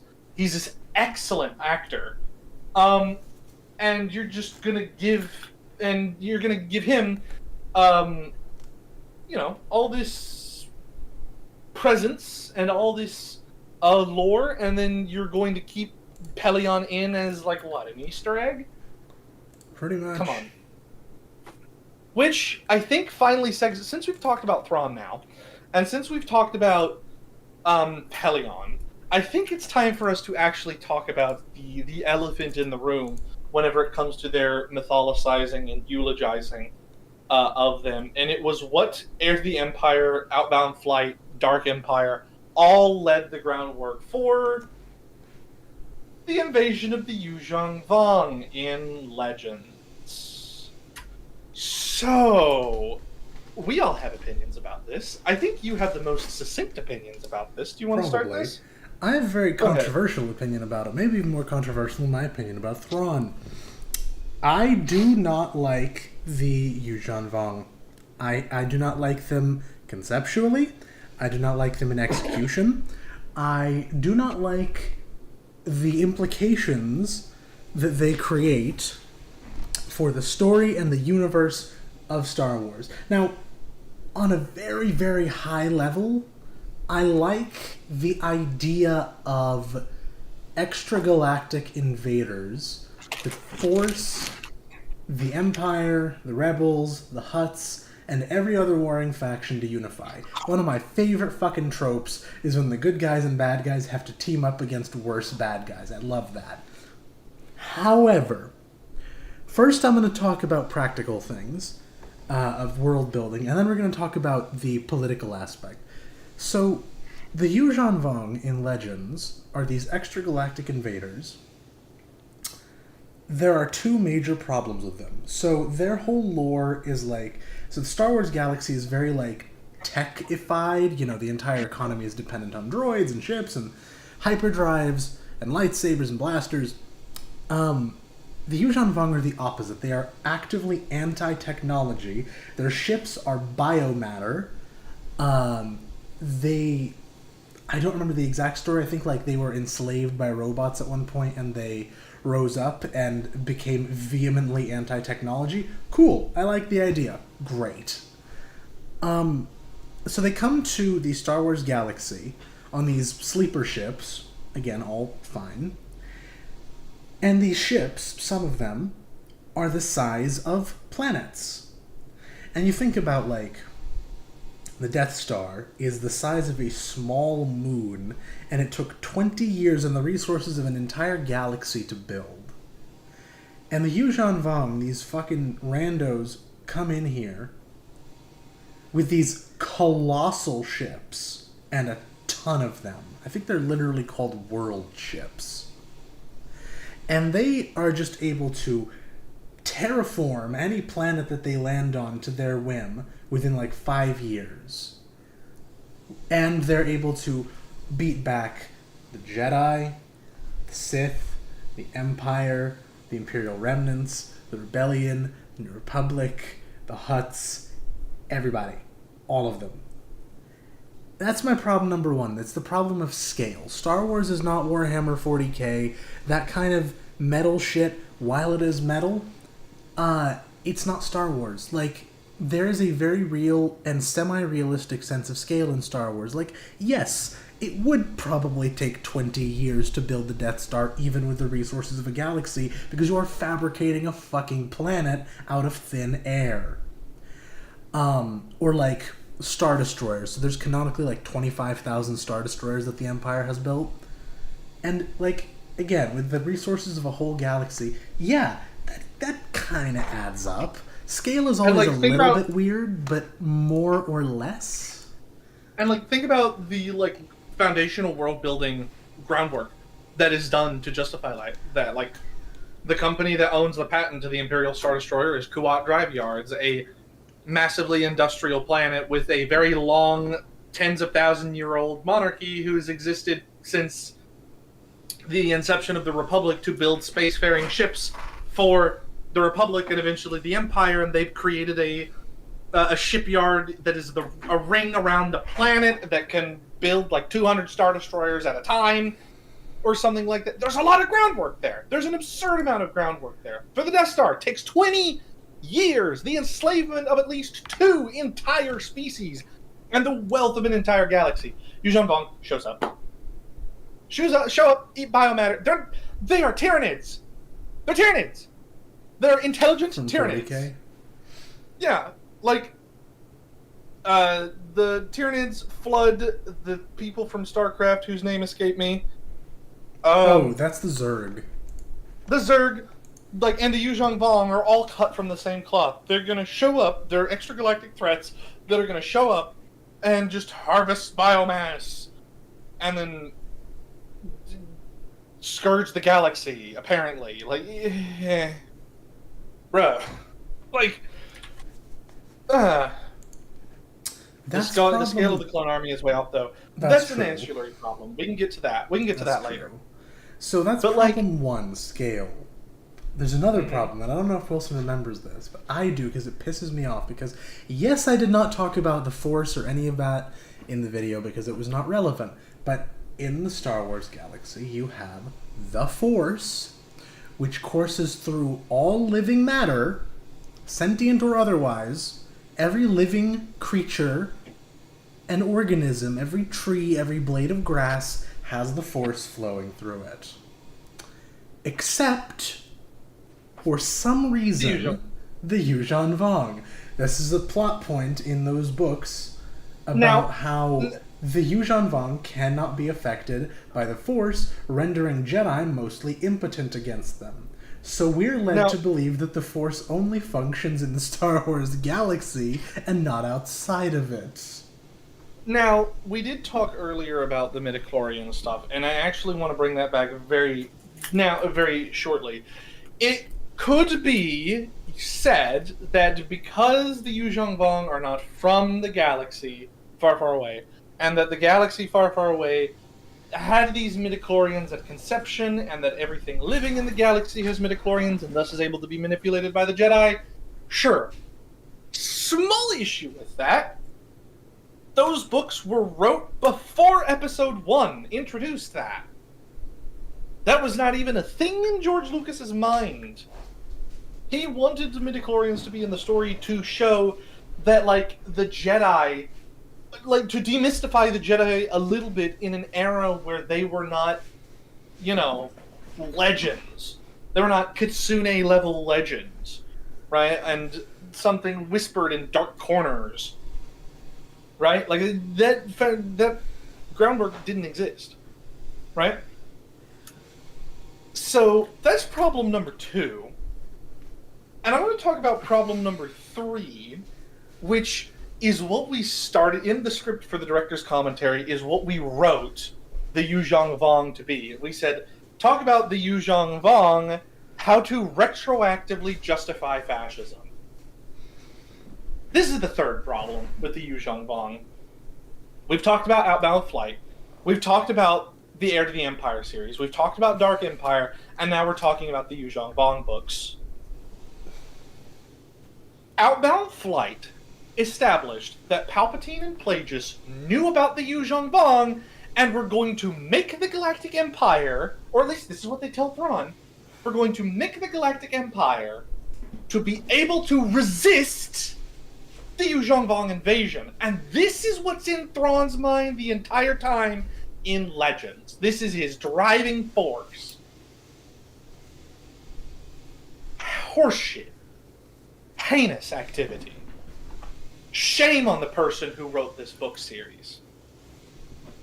This provides, like, this suddenly does not make this whole reframing makes Star Wars into Warhammer 40k, where the Galactic Empire or Imperium now have an existential threat, and everything that they do is justified because the threat is real and it's not propaganda.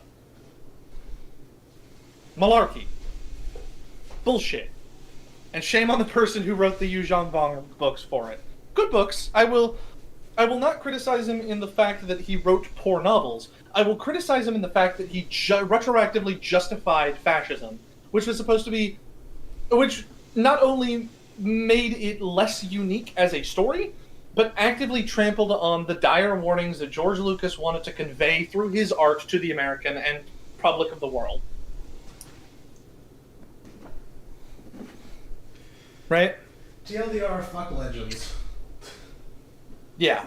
Which we will talk more about later. Like, my interest in Legends pretty much stops after Dark Empire. And the only reason that I like Dark Empire is that it is a deeply unserious and goofy book that Arkin either is an audiobook. If we ever get into a very long drive together, I'm going to put it on. It's so fucking funny. Like, Palpatine obsesses over Leia's womb constantly. Yes, I've heard of that. It's the Millennium Falcon gets trapped in this like steampunk cloud gas giant planet where like giant like mech modified steampunk octopuses help put in like a giant special laser deflector dish on the Falcon, and how like Leia constantly thirsts over Luke. Even though they're related? Even though they are related. And Han Solo, poor guy. Han Solo is trashed left, right, and center in that book. Because Han is going like, hey, I'm your husband. I think it's a little weird you have this attachment to Luke so much.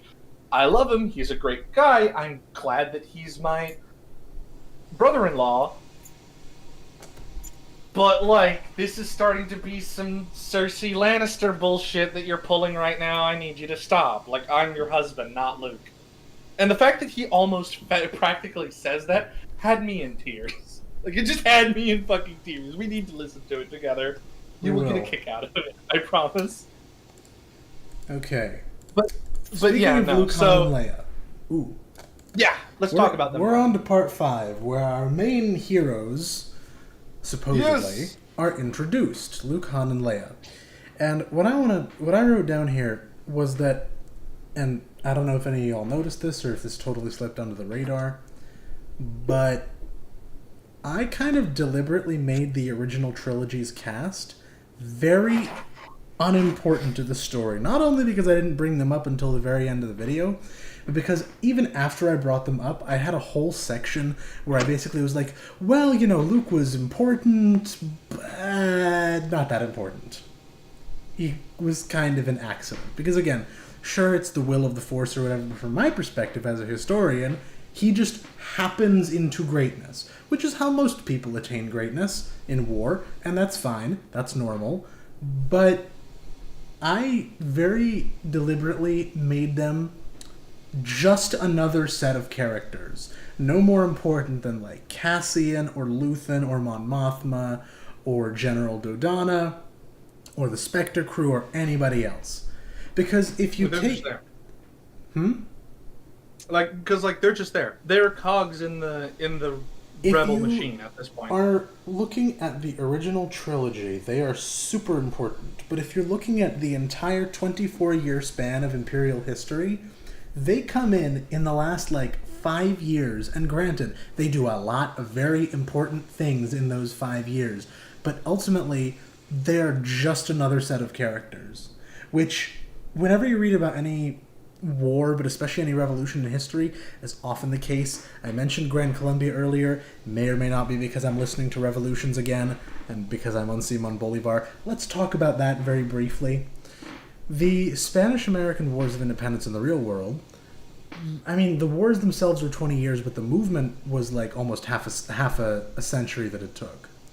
You had at least 3 waves of revolutionaries. First, you had Francisco de Miranda, and his crew in the late 1700s.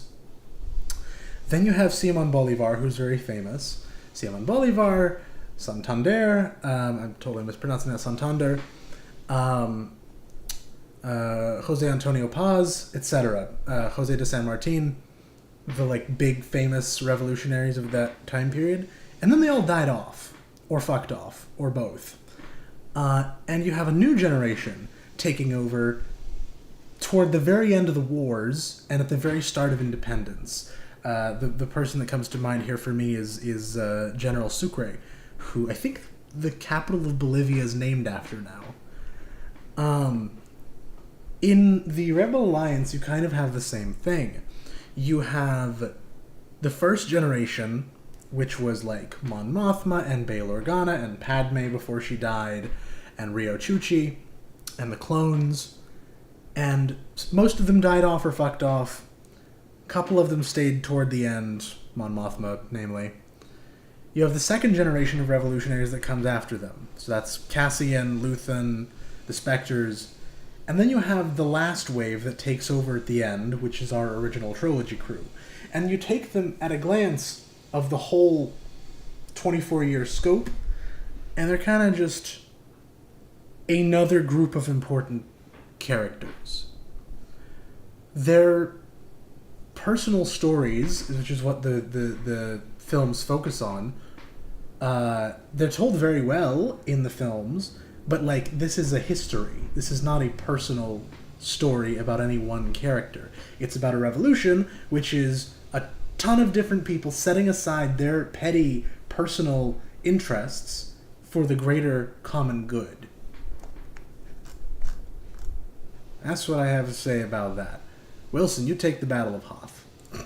Well, before we do, I just wanted to put one final note on, and maybe this is my perspective for it, but whenever we did write this, whenever we went into it, we started by saying, like, oh, we don't need to mythologize the main trilogy cast any more than they already have. That work is already done by Lucas and his crew of directors and the original trilogy. We don't need to make them more important than what they already are. So that was like the inception, and it came down to us going like, no, this is just for this historian character that we're writing from the perspective of, like, this is the last generation in a long line of revolutionaries working to overthrow the regime, right? I will say, small shout out to fucking Lando Calrissian. I kind of accidentally feel like, I believe that we kind of accidentally gave him a big spotlight in so far as we weren't intending to do so. But we kind of did accidentally frame that the only reason they won at Andor was because of Lando. But we'll get to that in a minute. He wants me to talk about Hoth now. So yeah, Hoth. Hoth was fully rewritten mid-recording. I teased this earlier whenever we talked about that there was a giant thing about the mid-rim retreat that we had. I wanted to write about Hoth a lot because Hoth was very interesting insofar that Hoth could have really held out a long time. It could have withstood quite the Imperial siege. But the Battle of Hoth I find very interesting from the Rebellion's military exploits because the Galactic Empire said, oh, we routed them from their greatest fortress ever. We won. Hooray. The Rebellion is dead. Now it's just mopping up operations. Whenever that wasn't even at all the case that happened, right? The Rebels it took 2 years building Hoth. They made it this impregnable fortress, and the Rebellion was ready to abandon it at a moment's notice. Why? We're really into the Fabian tactics. of the main war against the Empire at this point, it was never about the pitched battle. It was never about, like, you know, the rebels had opened the door. They had destroyed the Death Star, the means of mass galactic destruction, and had sent the Empire panicking and flailing, and they wanted to never allow the Empire to pin them to one planet and break them, while they were, you know, searching for cracks in the Imperial facade. And that was supposed to be what the Battle of Hoth segment was all going to be about. It was going to be about how the mid-rim retreat was offensive and then retreat was flailing, and the rebellion was kind of taking a back seat and realizing we can't fight this as a standard military force, and we were going to go into Fabian tactics, and we just didn't, for the sake of time, and it ultimately became unnecessary. Though, really, the value of that could have been pointed out very succinctly, as in, the Empire only knew one strategy, and that was to treat every problem as a nail, and they were the hammer, because that's what fascist governments all believe, right? There is no nuance. Threats to power get obliterated with overwhelming force. But we had felt that we had covered that pretty well in other parts. To cap down this entire thing, the original trilogy really was meant to be just a very small segment of the video at the very end, but it turned out to be the longest single part of the video as we found more depth to it. And I kind of want to take a little bit of credit to that, because, and this was something that I pointed out whenever we finally stopped ignoring the part 5 or the elephant in the room that it was, but it was like, hey, we're talking about, the video is thus always to Tyrants. We're showing about the fall and the rot from day one. We need to actually talk about the conventional war that was waged by the rebellion, and that's what the original trilogy tells of. The only issue is that, like, the actual 3 movies in and of themselves are very interpersonal, and though they do a lot of world building, for the purposes of writing this video, the only major events that happen in them that mean anything to us as this historiographer character is the Battle of Yavin, the Battle of Hoth, the Battle of Andor. Everything else, like the mid-rim offensive, the Imperial scrambling, and the, like, leaking of the intel of the second Death Star, and, like, how that was Palpatine's gambit, that's all covered by, like, either inference or ancillary material that we drew from. And it turned out to be a lot of important... Well, it turned out to be more important than we had imagined, to say. Which brings us to the last major battle that we talked about.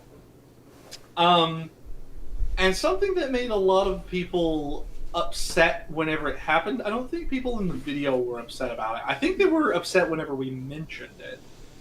We've talked about it before in the stream. Talked to you about it again. The Battle of Jakku. So, how do we want to tackle this? How do we want to talk about our representation of Jakku in this? It's pretty simple. So, 1, the Battle of Jakku is really dumb.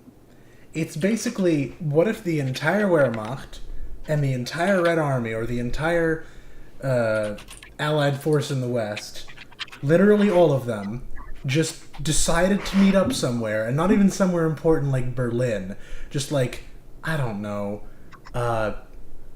Coburg, population like 50,000 in Bavaria, and they just met up there, and they shot at each other a lot, and then they shot at each other some more, and then a little more, and then, hey, we won! Victory! Woo! The Empire's vanquished! Honestly, I felt like Jakku was supposed to be more like a Battle of the Bulge. It's Final hurrah. obviously inspired by it, but it's more like if they threw literally everybody off of every single front at the Pulled off Battle of every Bulge. front. Yeah. Ah. Which is very bad writing. However, there was kind of no way for us to satisfactorily end the story if we wanted to go past the destruction of the second Death Star, which we did, without either going into Legends, which is even worse and even more nonsensical, or stick with the Battle of Jakku and try and make it make as much sense as possible. I like the general idea of Legends where the Empire lasts for another, 15 years after the Battle of Endor, and there's these Imperial remnants, and you have these various warlords taking control. I feel like that's all very realistic. The Zinja's Empire, the Pentastar alignment, the Imperial remnant, I love that. I think that's awesome. Which, however, by the way, the ideas... side note. Yeah? Side note, Pentastar alignment's my favorite one out of them. Just letting you know. The way that it was done in Legends, where you have Dark Empire, where, hey, Palpatine's back, and Thrawn, where he just becomes the Emperor for a while, and then the Yujan Vong, there is no satisfactory endpoint to that story that I could have chosen. None. None whatsoever. I suppose I could have gone and very broadly overviewed the Imperial Remnant states, and then talked very briefly about their continued fighting, and then get to 19 ABY, where they signed the Galactic Concordance and end the war. But that would not really have been satisfying in an emotional writing sense. So we kind of went with the Battle of Jakku, because while it's a very imperfect ending, it's the cleanest one we could possibly find between all the material in Disney and Disney canon and the extended universe. It allowed me to do some brief analysis of the post-Imperial period without getting started on a part 6 to the video, which I did not want to do. So yeah, I think pretty clearly the point of the video was to talk about the fall of an authoritarian system, not galactic collapse, balkanization, warlord state nonsense. The point was to go this is how the government of the galaxy became corrupted, how it was already corrupted whenever far before it declared itself the Empire that it was in fact. Then how it was all concentrated in one man, then you take him out of the picture and it's just done and over with. That was the point of the video, not talking about the Imperial collapse. Right? And to that end, that's a great segue into the last major point we want to talk about before we take questions. Well, no, we're a couple points, but we're getting to the end. We have essentially wrapped up our analysis of the video, since we're now at the end of the video. So there are two things we still have left to talk about before we'll take any questions, and then we'll call it a day. The first thing is Politics of Star Wars Part 3, and the second thing is Fireside Chats. We're going to do the Star Wars video discussion first. So, ever since there was a first one, there was talk of a second one, and ever since there was a second one, there was talk of a third one. I knew that I could do a third Politics of Star Wars video ever since I started writing the second one. However, it probably will not happen.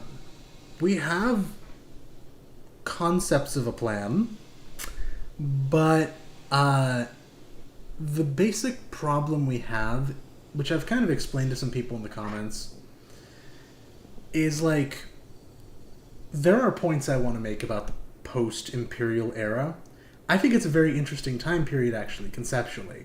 I just don't think it has ever been done well by anybody. There are individual stories that are good, but the overall canon has never been done well, either by the EU, canon or the Disney canon. I think they both suck horribly.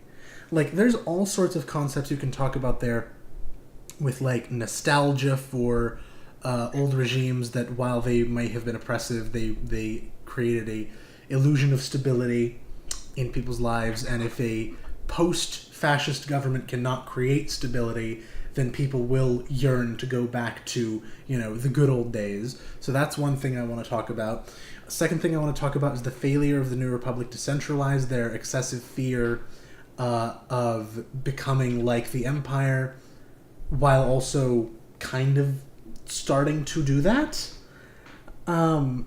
The complicated relationship they have with the Jedi is something I'd probably want to talk about. I even like the First Order as a concept. I really like the idea that you have this faction of the Republic Senate that is very centralist and that has this paramilitary organization like the SS in real life, which is slowly building up strength in the Outer Rim. Hell, I don't even mind Starkiller Base. Like, I don't love the idea of a third Death Star, but whatever, that's fine, it's Star Wars, I'm okay with some of that stupid shit.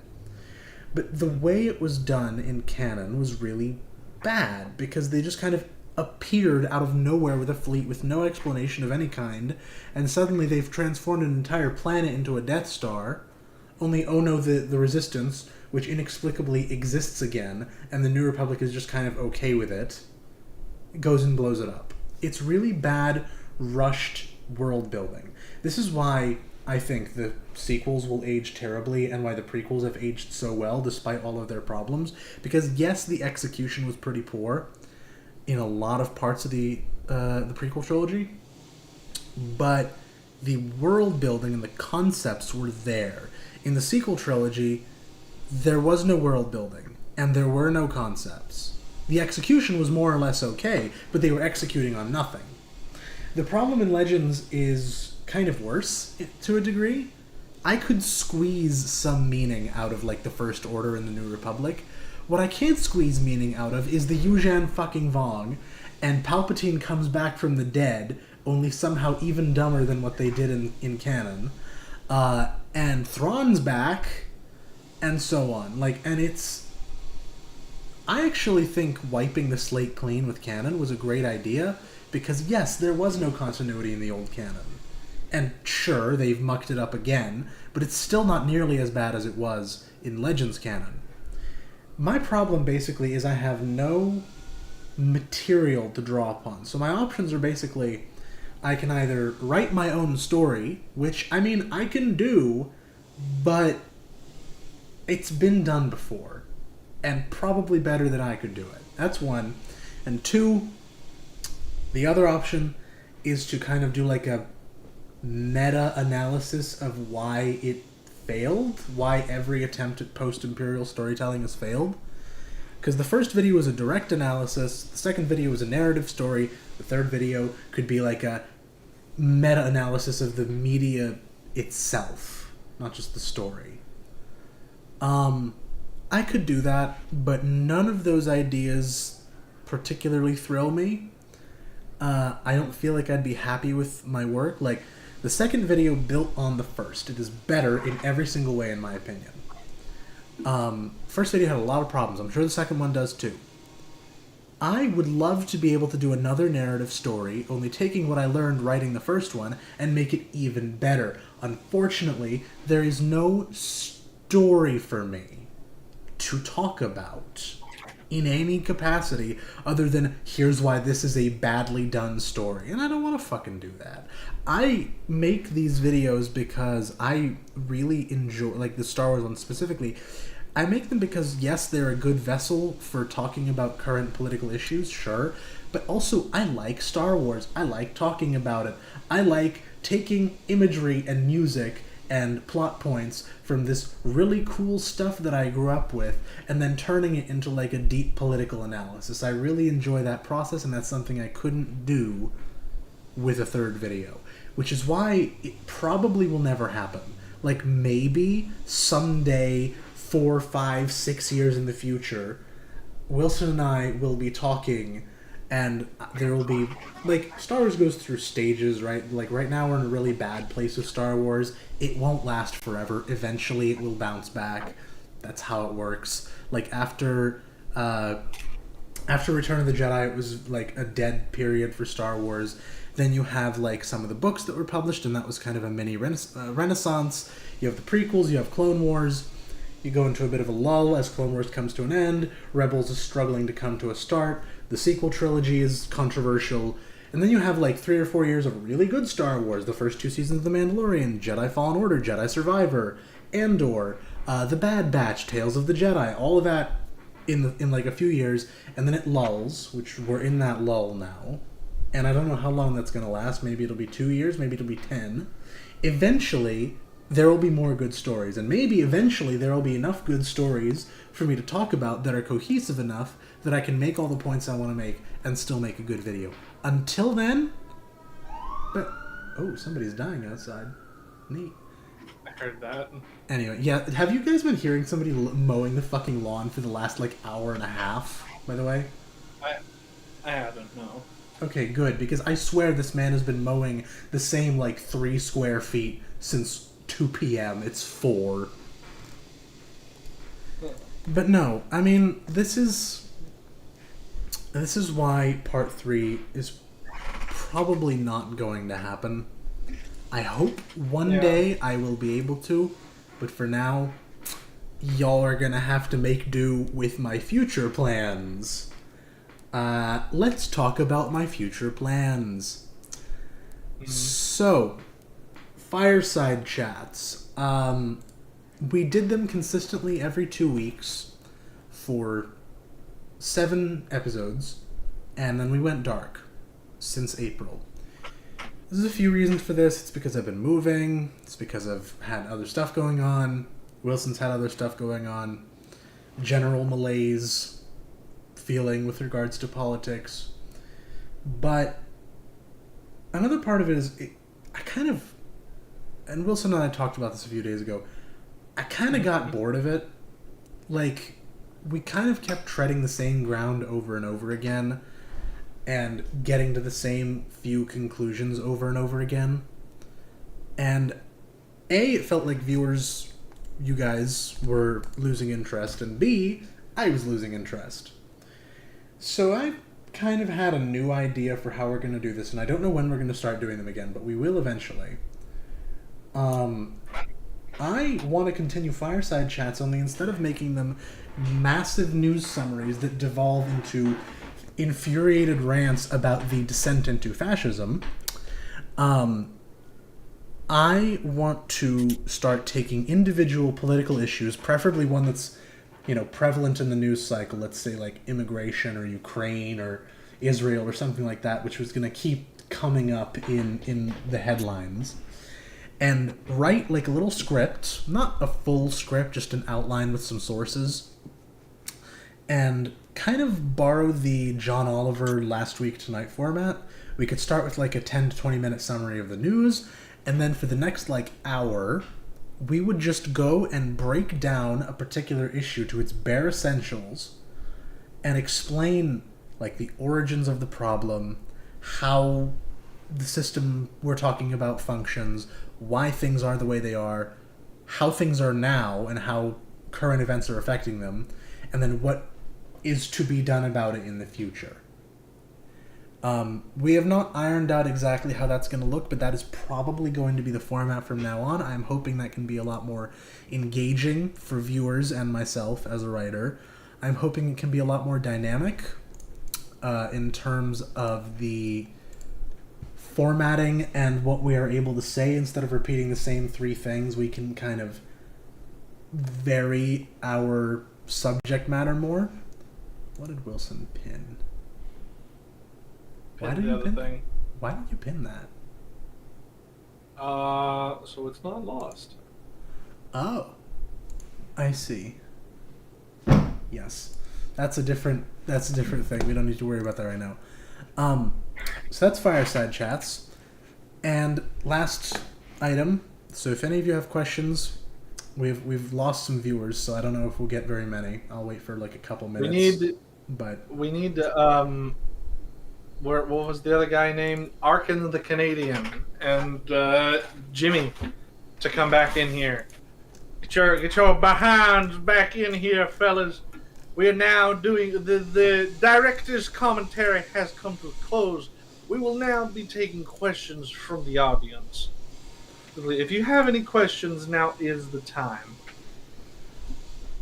While I wait for those, I'm going to go ahead and do the last part of the teasing the future thing. So we're going to do these new format fireside chats. And I am actually going to make videos. The legends were true. I am actually going to be making videos. I don't know what the exact subject is going to be. What I do know is, like I said at the end of the video, I want to move away from like talking about fictional stories and talk about the things that are happening in front of us right now all the time. I'm not going to exclusively talk about, modern political issues. I will eventually do like history videos and media analysis and stuff like that again. But the next at least 3 videos, which we've planned out, are going to be about shit that's happening now. The format we basically worked out is the first one will be a kind of, I'm not going to say too much, but it's going to kind of be a fairly prosaic picture that we're going to paint of the current situation TM without actually ever mentioning the current situation. The second will be a detailed policy breakdown, which removes all of that flowery bullshit and just goes into the issues, as many of them as I can go over in like 20 to 30 minutes. And the last one I've actually already written. I was very, very pissed off one night, week ago or so, when a bunch of ICE agents went and raided a farm in Ventura County here in California. They killed a guy. I felt feelings about that, so I went and wrote a script, which is not fully done, but it is, the draft is done, it's there, it just needs to be revised heavily. It's about probably 19, 20 minutes long, if it's anything like my previous scripts. It's controversial and should spark some discourse. There will be more information about that in the coming weeks and months. Hopefully the first video can get outlined and written within the next, month and a half. But, yes, so those are the plans for the future. Welcome aboard, Moose Man. You're right at the end here. We're just about to take questions, though it doesn't seem that very many are forthcoming, so we're at 3 hours and 7 minutes and 30 seconds. That's a pretty good time. So if we don't receive any... I said it's a pretty good time. It is. So if we do not receive any questions, we will call it there. This has been a good stream. $5 and above patrons can ask as many questions as they like. Non-patrons will have to make a equivalent super chat donation to have their questions addressed, because otherwise it completely disincentivizes patrons from being patrons, and I would not be able to pay my rent. You miss all the EU trashing. I know you'd hate it. That's true. You missed things that would absolutely infuriate you. Who's going to be infuriated? Moose. Oh, is Moose a big EU person? Yes.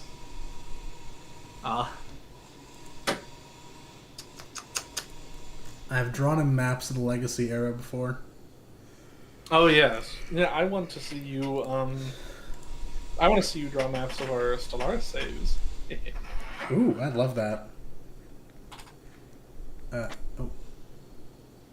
What Anyways, dice? any questions? Any questions? Any questions? Because if not, we need to end it here. I believe both of us need to go make a bowel movement. Alright, Andos has a question. We can bring you on the stage Does if you he? want. Bring on board. Raise your hand. Raise your hand. My boy. Or maybe he's shy. Maybe he doesn't want to be heard. Have your voice heard by the masses. There He is. Alright, I'm gonna let him in. He's been invited. Welcome aboard, Here he Aedos, is. our Marshal of the Rangers, helping me pay Let's my give rent everybody once a I'm round in. of... Give him a round of applause, everybody. Give him a round of applause. Hello, hello, hello. I will apologize in advance for my annoying voice. It's not. Don't Nonsense. say Anyway. stupid shit like that. Come on, if it was Anyway. annoying, we would have told you so when we play Helldivers all the time. Anyways, I have to remember what I was even going to ask. Something. You brought up other people's ideas for a post Fall of the Empire setting. I don't know if you know the channel, but they're not very active right now. The Templin Institute basically did a whole reimagining of the sequel trilogy. I've seen some of those. I am a There's- massive Templin Institute fan. I thoroughly enjoyed their ideas, but I think Jacob will agree with me. I think Jacob will agree with me by saying that, like, though it would be interesting to talk about other world builders and authors' take on it, the Templin Institute, or at the very least the videos that I know about them, centered around reframing the First Order and the New Republic at that time. They don't hit the core of what we believe Legends ought to be about, which is this denazification post, Galactic Civil War era. How is the Republic going to not just be more of the same? Why is it going to work this time? Why is it, in canon, going to last for 30 years before, they build Starkiller Base and what have you? Like, where is that? Like, Legends covers that, sure. We don't think they cover it very well, and all we would end up doing is, again, talking about either the lack of content, the bad content, or our own ideas, or the ideas of others. Like, it's... Am I barking up the right tree here, Arkin? Am I barking up the right tree? You're barking pretty far up the right tree. Broadly, the problem is just it has been done. Templin Institute, there was one I watched a few years ago. I can't find it. I've tried to find it. But some guy went and rewrote the sequel trilogy and also the prequels in a very, very nice way that I liked a lot. And like, I don't know that I am able to do better than that. They relied on the existing characters that are already in canon and or Legends. I probably would not do that. I'd probably just come up with all my own stuff. And I don't know that I could do that in a very satisfying way. Not to mention that on a very practical level, I have no visuals to go with it. That was a major problem whenever we were talking about, like, Battlefront 2 and the Mid-Rim Offensive. Having to do that for, like, an hour would be soul-crushing. The only realistic thing that I could think to do, to provide Arkin with some, like, visual contrast, is play, like, Thrawn's Revenge, Empire at War, and just try to be as canonical as I physically can to get him some visual background media. But, like, That would that be also, by the way, miserable. that brings me up why, like, we didn't delve too much into the comics. Like, I love the Vader comics, especially the new canon ones.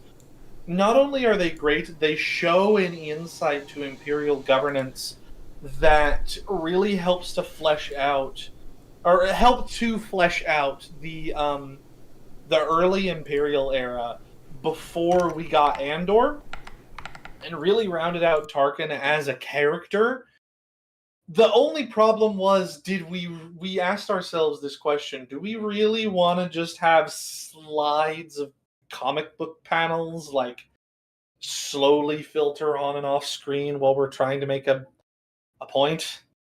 Like, it just didn't. I'll tell you what it did. It came off as very Star Wars theory-y, and we didn't like it. Yeah. Indeed. Nope. It just, There's a channel who does nothing but DoD PowerPoint slides, and they have more than 500,000 subscribers. Works for them. bro, I play Warhammer 40k. I am in the thing. One of the biggest YouTubers that we have is a guy by the name of Apex Tactics. He literally just makes PowerPoint slideshows to tell you everything that he has. One of the videos is recommended in the stream right now. Do you want to know how many how many subscribers Auspex has? Auspex Tactics. He has 366,000 subscribers. It's insanity. Like, people could do it, but it's just, it's not what we wanted to put, well, specifically Jacob. It's not what we wanted to, like, make as a video. It didn't fit the style. It would be too much of a break from form. No,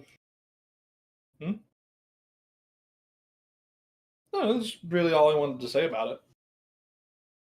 Like, I will say, there are a few times in the video where we do, like, still shot images, like the propaganda posters, but that was to, like, serve a visual point. Like, we were talking about Imperial propaganda when we were doing that. So we wanted to have some visual representations of Imperial propaganda. You will notice that those scenes in that video is also interspliced with, like, the Empire Day celebrations from Rebels, where you've got all the posters and shit. Right? Like, that was to serve a point. You also saw that gentleman as well? Yeah. You saw the guy in chat as well? I mean, I remember when we were doing the Midrim Offensive, I actually just went and reused the Battle of Scarif, which I felt pretty bad about as is. But it's just some of the Again, I was like, the only other way that I think that we could talk about it is if I just record me playing some Empire at War, like some Battles of Empire at War, and that just didn't... would look weird. Yeah. I'm so proud of myself for having managed to shove a map in there, though. That was great. Oh yeah, little Carta Galactica here, little map boy we have. We love cartography. We do a little cartography here, don't you know? Yeah. You the Mapman intro. Mapmen, yes. Mapmen. Yeah, I know that. Do you have any further questions for us? One of great importance. Oh yes. Yeah.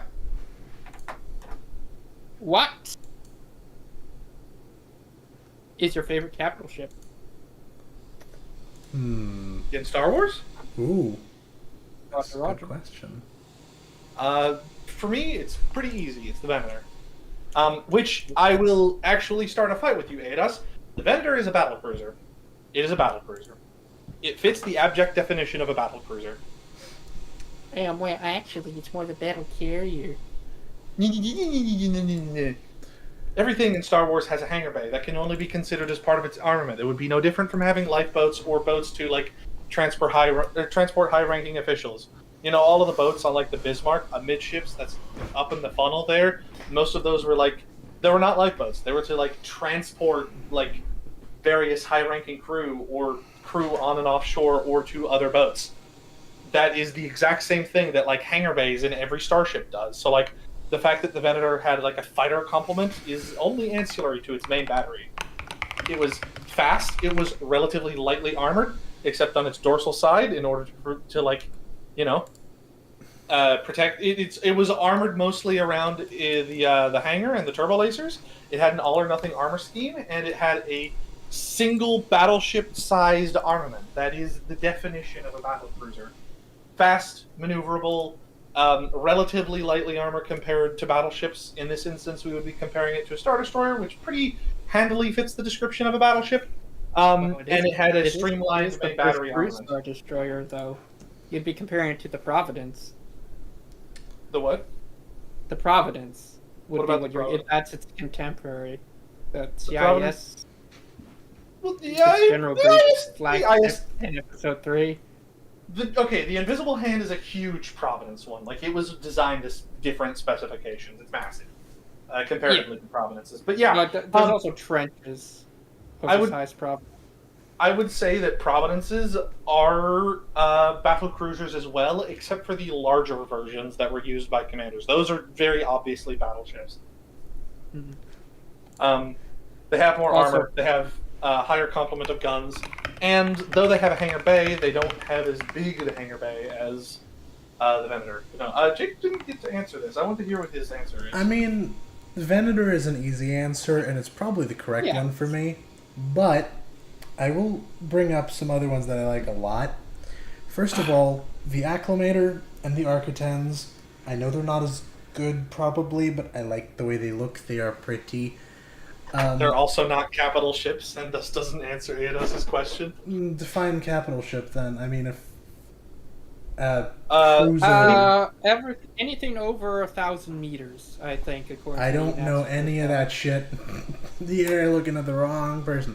No, Venator probably, but I'd also bring up the I don't remember what it's called, but the big Separatist command ship, the one that Admiral Trench had and the one that Grievous had. Those are Those are problems. No, those are I Providence. fucking love purely because of the way it looks. I think it's very pretty. Yeah, I like them a lot.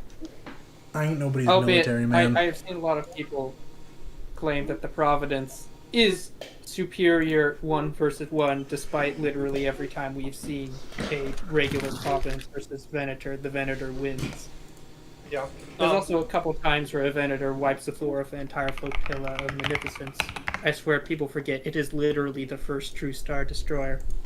It's great. Again, it's all or nothing armor scheme, and has a great fighter complement, and has a streamlined main battery of turbo lasers, has a giant reactor. Venators can output absurd amounts of firepower.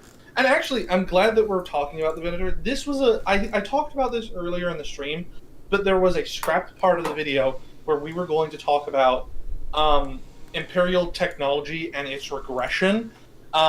Generation Tech was the person who made the video about it. That inspired Generation Tech and Nemec Speech inspired this. I wanted to talk about how the Republic's military existed to fight a war, and thus had to contend with contemporary military problems, whereas the Galactic Empire mostly just invented problems, and then believed they created the solutions to those problems. Let's talk about it from a standpoint of military necessity. The Republic probably could have benefited from early adoption of the Imperial 1 class Star Destroyer, which came into use later in the war, and then of course famously the Imperator. Yeah, those could have seen some really good use in the early war, because the Separatists had a whole bunch of heavy-hitting ships that could dish out a lot of firepower, but were really thin, spindly, and not very particularly armored, that a Imperial or Imperator could have just ran roughshod over, or a Tector, hell, even a Tector, could have run complete roughshod over them. I hate the Tector so much. I love the Tector. It's great. It's a great companion. It's pointless to me. No, it isn't. Not whenever you consider the Jedi had the hangar bay flipped, and the ship was upside down. It's goofy, but if you consider why do you need it? The ISD already has a sufficient amount of firepower, and you've removed its versatility. This is a deeply entertaining conversation. Consider the Republic's battle line, where its mainline class of ship is already a carrier. So then have a heavy hitter that exists to dish out absurd amounts of firepower, and really lay into that as a brawler class of ship rather than the battle carrier that the Venator really excelled in. But no, getting back to the actual thing about technology and necessity. The Venator was good because the Venator is what the Republic needed. It is very modern, conventional military tactics. We fight around the carrier. We exist in space, so the carrier needs to be armored and protected with heavy main battery weapons. Right? This makes sense. Nearly every sci-fi franchise has something that does this role, especially if they're not marred by political instability, bad procurement, or are deeply regressive. The Empire, on the other hand, regressed to this battleship line, almost like line of battle sailing doctrine tactics of we're just going to have the biggest ship with the biggest guns to scare people into submission rather than exist to fight a real threat. If the Empire wanted a ship that could have combated the rebels, they would have kept the Venator in service, not because the Venator is an inherently good ship, but because it's the response the Empire could have utilized. Oh, we like just swarming people with TIE fighters? The Venator has a massive hangar bay and can do that exceptionally well. No. It didn't fit the tactics, it didn't fit what the authoritarian autocrat wanted, and it was a symbol of the Republic that he's trying to sweep away. Military necessity be damned. I'm not going to fight the fight that the rebels want. I'm going to pretend that I can make the rebels fight my fight.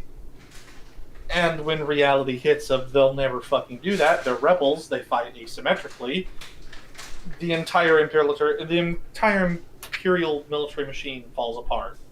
It suddenly makes absolutely no sense. We're going to standardize one half-wit battle carrier, which is a battleship that was designed to fight and take out looser hulks and providences whenever we're fighting snub fighters armed with torpedoes that can fly into our shields, hit our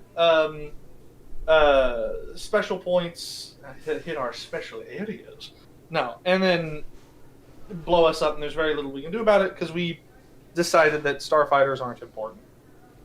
Like, I almost want to ask to see if there was any world building done to where, like, oh, the Galactic Empire made starfighter ownership illegal to try to clamp down on this, but it's literally never brought up anywhere. So, honestly, the Venator's, of course, my favorite, just like everyone else. I got the UCS set even. But honestly, over the years, I think the ISD has gotten more of a bad reputation than it deserves. Like, the thing is, it's not really as much of a purebred battleship as it's commonly portrayed, especially if the Imperial won. It's actually quite well equipped for, subjugation. But it wasn't. It was what Palpatine and Tarkin wanted rather than what was the military necessity, and that comes down to the Empire not caring about military necessity and having it take a backseat to nepotism and corruption and the Imperial power structure. So, like, the reason... No, go ahead. It's just... like, it's versatile. And they spam them out, much like the early birds, or even Essex carriers. There's economy of scale. There's absolutely no contest that it was a good ship from a military perspective, but the idea is that it just didn't match the time. It didn't match the need. It was a nepotism design. Like, that's effectively what it was. It's just I see it to be more specialized. I don't. This is kind of random, but something that kind of irks me about the prequels is it's set like 20 years before the original trilogy and not 30. And one of apart from causing aging weirdness around people's age, I think that just doesn't give the victory enough time to breathe as like a transitionary design. How do you mean? Like, I think the evolution from, I guess, the Venator aesthetic to the ISD is just kind of too quick. Especially when the Victory is showing up. Especially in New Canon. the victory doesn't really exist in new canon, and if it does, No. I don't know anything about it. And Uh, I do kind of get what you're saying, but like on that other whole, consider this is a country with the means and resources of an entire galaxy at its disposal. It can make shit happen very quickly if it really wanted to. It's only these massive grand projects like the Death Star that take any amount of like real actual tangible time. Like, I mean, shit, if you wanted to take Legends into consideration, the Imperial one, the Imperator saw service in the last war of the Clone Wars, or in the last year of the Clone Wars. Yeah, it was. So It took absolutely zero effort for the Galactic Empire to say discontinue Venators, make those shipyards start producing Imperator ones or Imperial ones. Zero effort, and in canon, much the same. There is a lot of effort in canon to show the dismantling of Venators because they're a symbol of the Republic. Right, I mean the whole Raxus Prime arc in Bad Batch, where we see Venators getting chopped up. Right, like there's a lot of to show, like, hey, these ships are only around for the only and explicit reason that we need them to maintain order, and the instant that we can get something better, we're going to discard these for the pure and only reason, not because they're good, but from the pure and only reason that they're a symbol of the Republic. But I don't know, like in the old EU, one of the victories specialties was being able to work in atmosphere. I only brought up canon because no, it wouldn't have that if it was recanonized. No, because every ship in Star Wars apparently can go into atmosphere. Anyway, enough blathering about the about ships. We could have any other conversation about that. Is there any other questions that you have in relation to the video? A couple, but I'm not going to waste anyone's time more than I already have. Oh, waste time. Let's do it. You want to waste it? I'm gonna let you answer this one, Ark, and I need to. The porcelain throne is called. Pardon me. I see. Okay, this one's more oriented to prequel. Well, pre-prequel, I guess. It's I guess also still technical nerd stuff, but like something I do like about the High Republic over something like KOTOR. Like that's not a question. Sorry, I guess. I just wanted to know your opinions on the High Republic, I guess. Sure. I have not read any of the books or comics, and I have not watched The Acolyte. I have played Jedi Survivor, which has a lot of High Republic stuff in it. I love... Same thing as the sequels, really. I really like the concept, but everything I've seen coming out of the High Republic is... It seems very half-baked. I love the idea of, like, before the decay, where we're seeing the Republic at its height and the Jedi at their height, and how they begin to decline. Same reason, like, in Lord of the Rings, we meet Gondor having lost, like, half its territory from a few centuries ago, but if you go back a few centuries, and there's a lot of really interesting stories there as well, you have Gondor controlling, like, half of the known universe, and beating back these constant hordes of invaders from every direction. I like that kind of stuff. I just think it has been done really badly, in canon anyway. The High Republic. It's a cool name, too. But just... I don't know, partly because it's mostly been done through books and comics, which are inherently a less serious medium when it comes to Star Wars, and less prominent one in terms of public attention, allowing them to get away with more dumb stuff. But, like, there's cool ideas there I ran across in my research. Like, there was, I don't remember, there was Centerpoint Station is a Legends thing, I think, but there was like some kind of space station that they built in the High Republic. Never mind, I got confused. I know what you're talking about, though. There's some kind of, like, space station they built which was meant to be like a symbol of progress and unity and peace and this and that, and then it gets blown up. I think these are very good concepts, but I think they've been executed on very poorly. I would love to see like a Clone Wars style anthology series about it someday, but for now it has been something of a disappointment.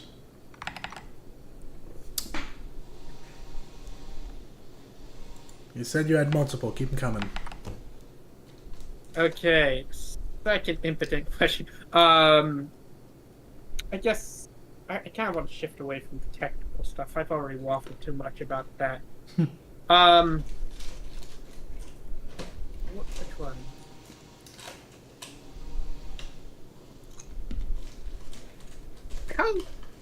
No, that already gets into the Post-Empire. Oh yeah. The ISB. Like, it's kind of crazy how, by the New Hope, the Empire has lost basically both the Inquisitorius and ISB in their entirities. Like, after the Battle of Yavin, the ISB basically no longer exists. Indeed. And I just... I don't know. The ISB and the Inquisitors and the Imperial military intelligence, it's really funny on the backdrop of real-world authoritarian regimes, because everybody knows about the KGB, but very few people know about the MGB and the NKVD and the Cheka, and but hell, before the revolution, there was the I'm fucking forgetting the word. Whatever. The Russian Empire had a secret police force. I'm going to Google it. I feel very dumb for not remembering this. I'm back. What did I miss? We're talking about the ISB. We're basically talking about how funny it is that, like, the ISB is this huge, important, all-powerful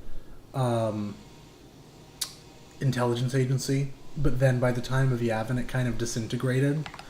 And I'm talking about how, like, in real world, yeah, you had, like, the KGB, preceded by the NKVD, preceded by the Cheka, preceded by, in Imperial Russia, they were called Akhrana, which is just the guard in Russian, and they were like a very real secret police force in Russia. Here, if we look at Wikipedia, a superseding agency, there's a few of these. Successor Political Directorate for the Soviet Navy. If you go to, like, Cheka on Wikipedia, succeeded by GPU, which I have one in my computer, succeeded by OGPU, succeeded by NKVD, succeeded by NKGB and MVD, succeeded by MGB, succeeded by MVD, succeeded by KGB. And that's a bunch of letters, and I don't even know what most of them mean, even though I speak Russian, because it is impossible to keep track of this. Nazi Germany had a shorter history, so there's less of this, but even then, you have the SA, who were Hitler's personal guard for a long time, and they grew massive, and they started to rival the army, and the army wouldn't have it, so you get the Night of Long Knives, where Hitler orders the assassination of all the senior SA leaders, and they're basically made useless. Then you have the Wehrmacht comes to power for a while, and their intelligence service, and the Abwehr is in charge for a while. And then as the war ramps up, the SS, the Waffen-SS specifically, became a second army, basically, that performed all of the jobs of the SA and the army to some degree in coordination with the Geheime Staatspolizei, the Gestapo. So, I mean, Star Wars draws on all sorts of real-world inspirations. So, like, the Empire is supposed to be the United States and Vietnam. At the same time, it also draws obvious cues from the British Empire and the Nazis. And, I mean, we don't know what would have happened after Yavin, after the dissolution, essentially, of the ISB, post-Yavin, because the Empire ceased to exist very shortly afterwards. But if, let's say, they'd crushed the rebels at Hoth or Endor, and the Empire lasted for like 50 more years, it is kind of interesting to wonder what would have succeeded it. I assume after the ISB lost its power, it would be Imperial military intelligence, which was already kind of rivaling them, the same way that the ISB rivaled the Inquisitorius. But, of course, they wouldn't last forever either, and I'm really curious who it would be after that, because it wouldn't be Inquisitors, and it wouldn't be the ISB, and it wouldn't be military intelligence, so who would it be? Is kind of an open question. Oh. So that, by the way, Actually, the sequels could have explored, but they didn't. I forgot I think it's like Compnor or whatever, but there's basically the Star Wars equivalent to the SA, and they're canon, I think, too. So it probably would have been them. What are they called? I think it's Compnor. Or, well, that's like the ideological arm of the ISB. I mean, I guess that is kind of the SA, yeah. And the SS. In the end. DG Gerard just got here. What did you miss? My dear boy, absolutely everything. We are done. We are taking questions about the video, about the writing process, about our thoughts on various video-related things. If you have one, system we have is, if you're a patron,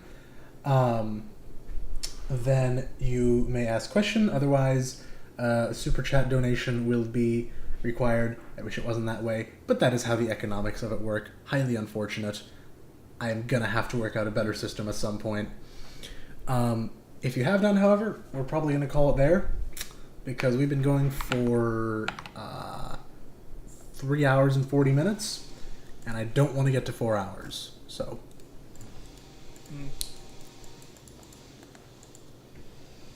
Oh God, Compnor turned into the office of, get this, Imperial Promotion, Galactic Truth, and Fact Correction. Yeah, it's the Ministry of Truth. Yeah, they're technically separate from the ISB, is my point about that. You gotta love authoritarian regimes. Secret services within secret services. Honestly, even the U.S. has a problem with the FBI and CIA. NSA, DHS, ICE, now. That's a whole different conversation. Maybe that'll be the next fireside chat. But yes, Gerard, you did miss the entire stream, I'm sorry to say, but there will be others. We'll be back with fireside chats at some point, and hopefully we'll be able to do, like, chill gaming streams again, because I have a new apartment and new internet, and my upload speed is higher than 5 now. So we'll be back soon enough. I will miss technical difficulties, though. Oh, we'll still have them. They added character. We'll still have them. That's okay.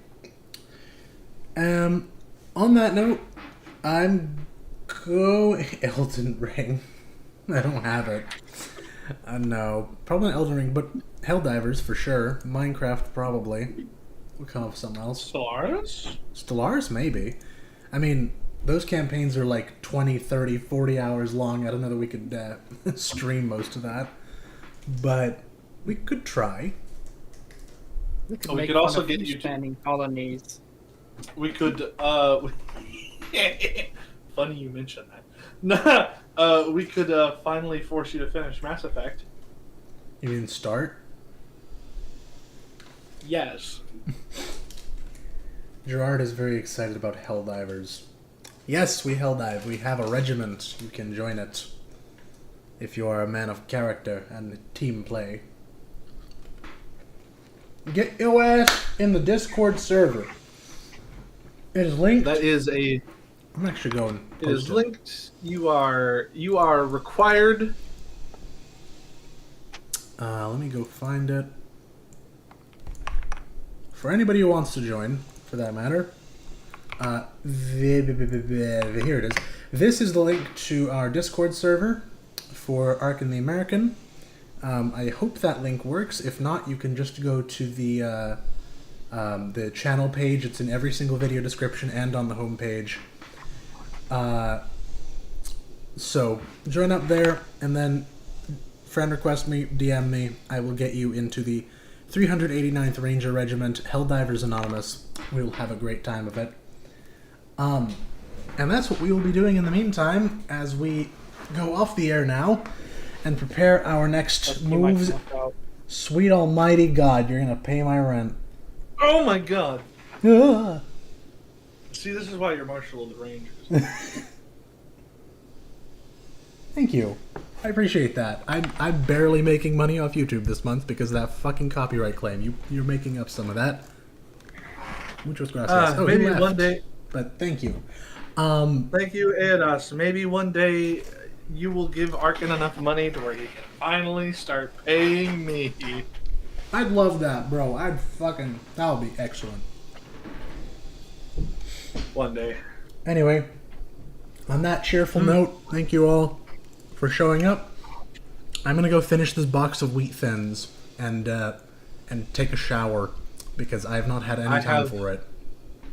I have been eating watermelon. That has been my contribution to my diet. Salad, chips and salsa, and watermelon. That's where I'm at right now. I'd like some chips and salsa. Fly on down here, boy. We got chips and salsa plenty. Come on. But no. Yeah, I'm gonna go do that. gentlemen. We're gonna end the stream and I'm gonna go do that. I'm gonna get on a flight. Yeah, alright. We'll talk to y'all later. Ladies and gentlemen, thank you so very much for tuning in. Stuff is in the works. Join the Discord if you're not already. Follow his Twitter. If you hate yourself. We'll be back soon. What? Don't worry about it. What did you just say to me to do myself? Not you. I said if you join the Discord if you hate yourself.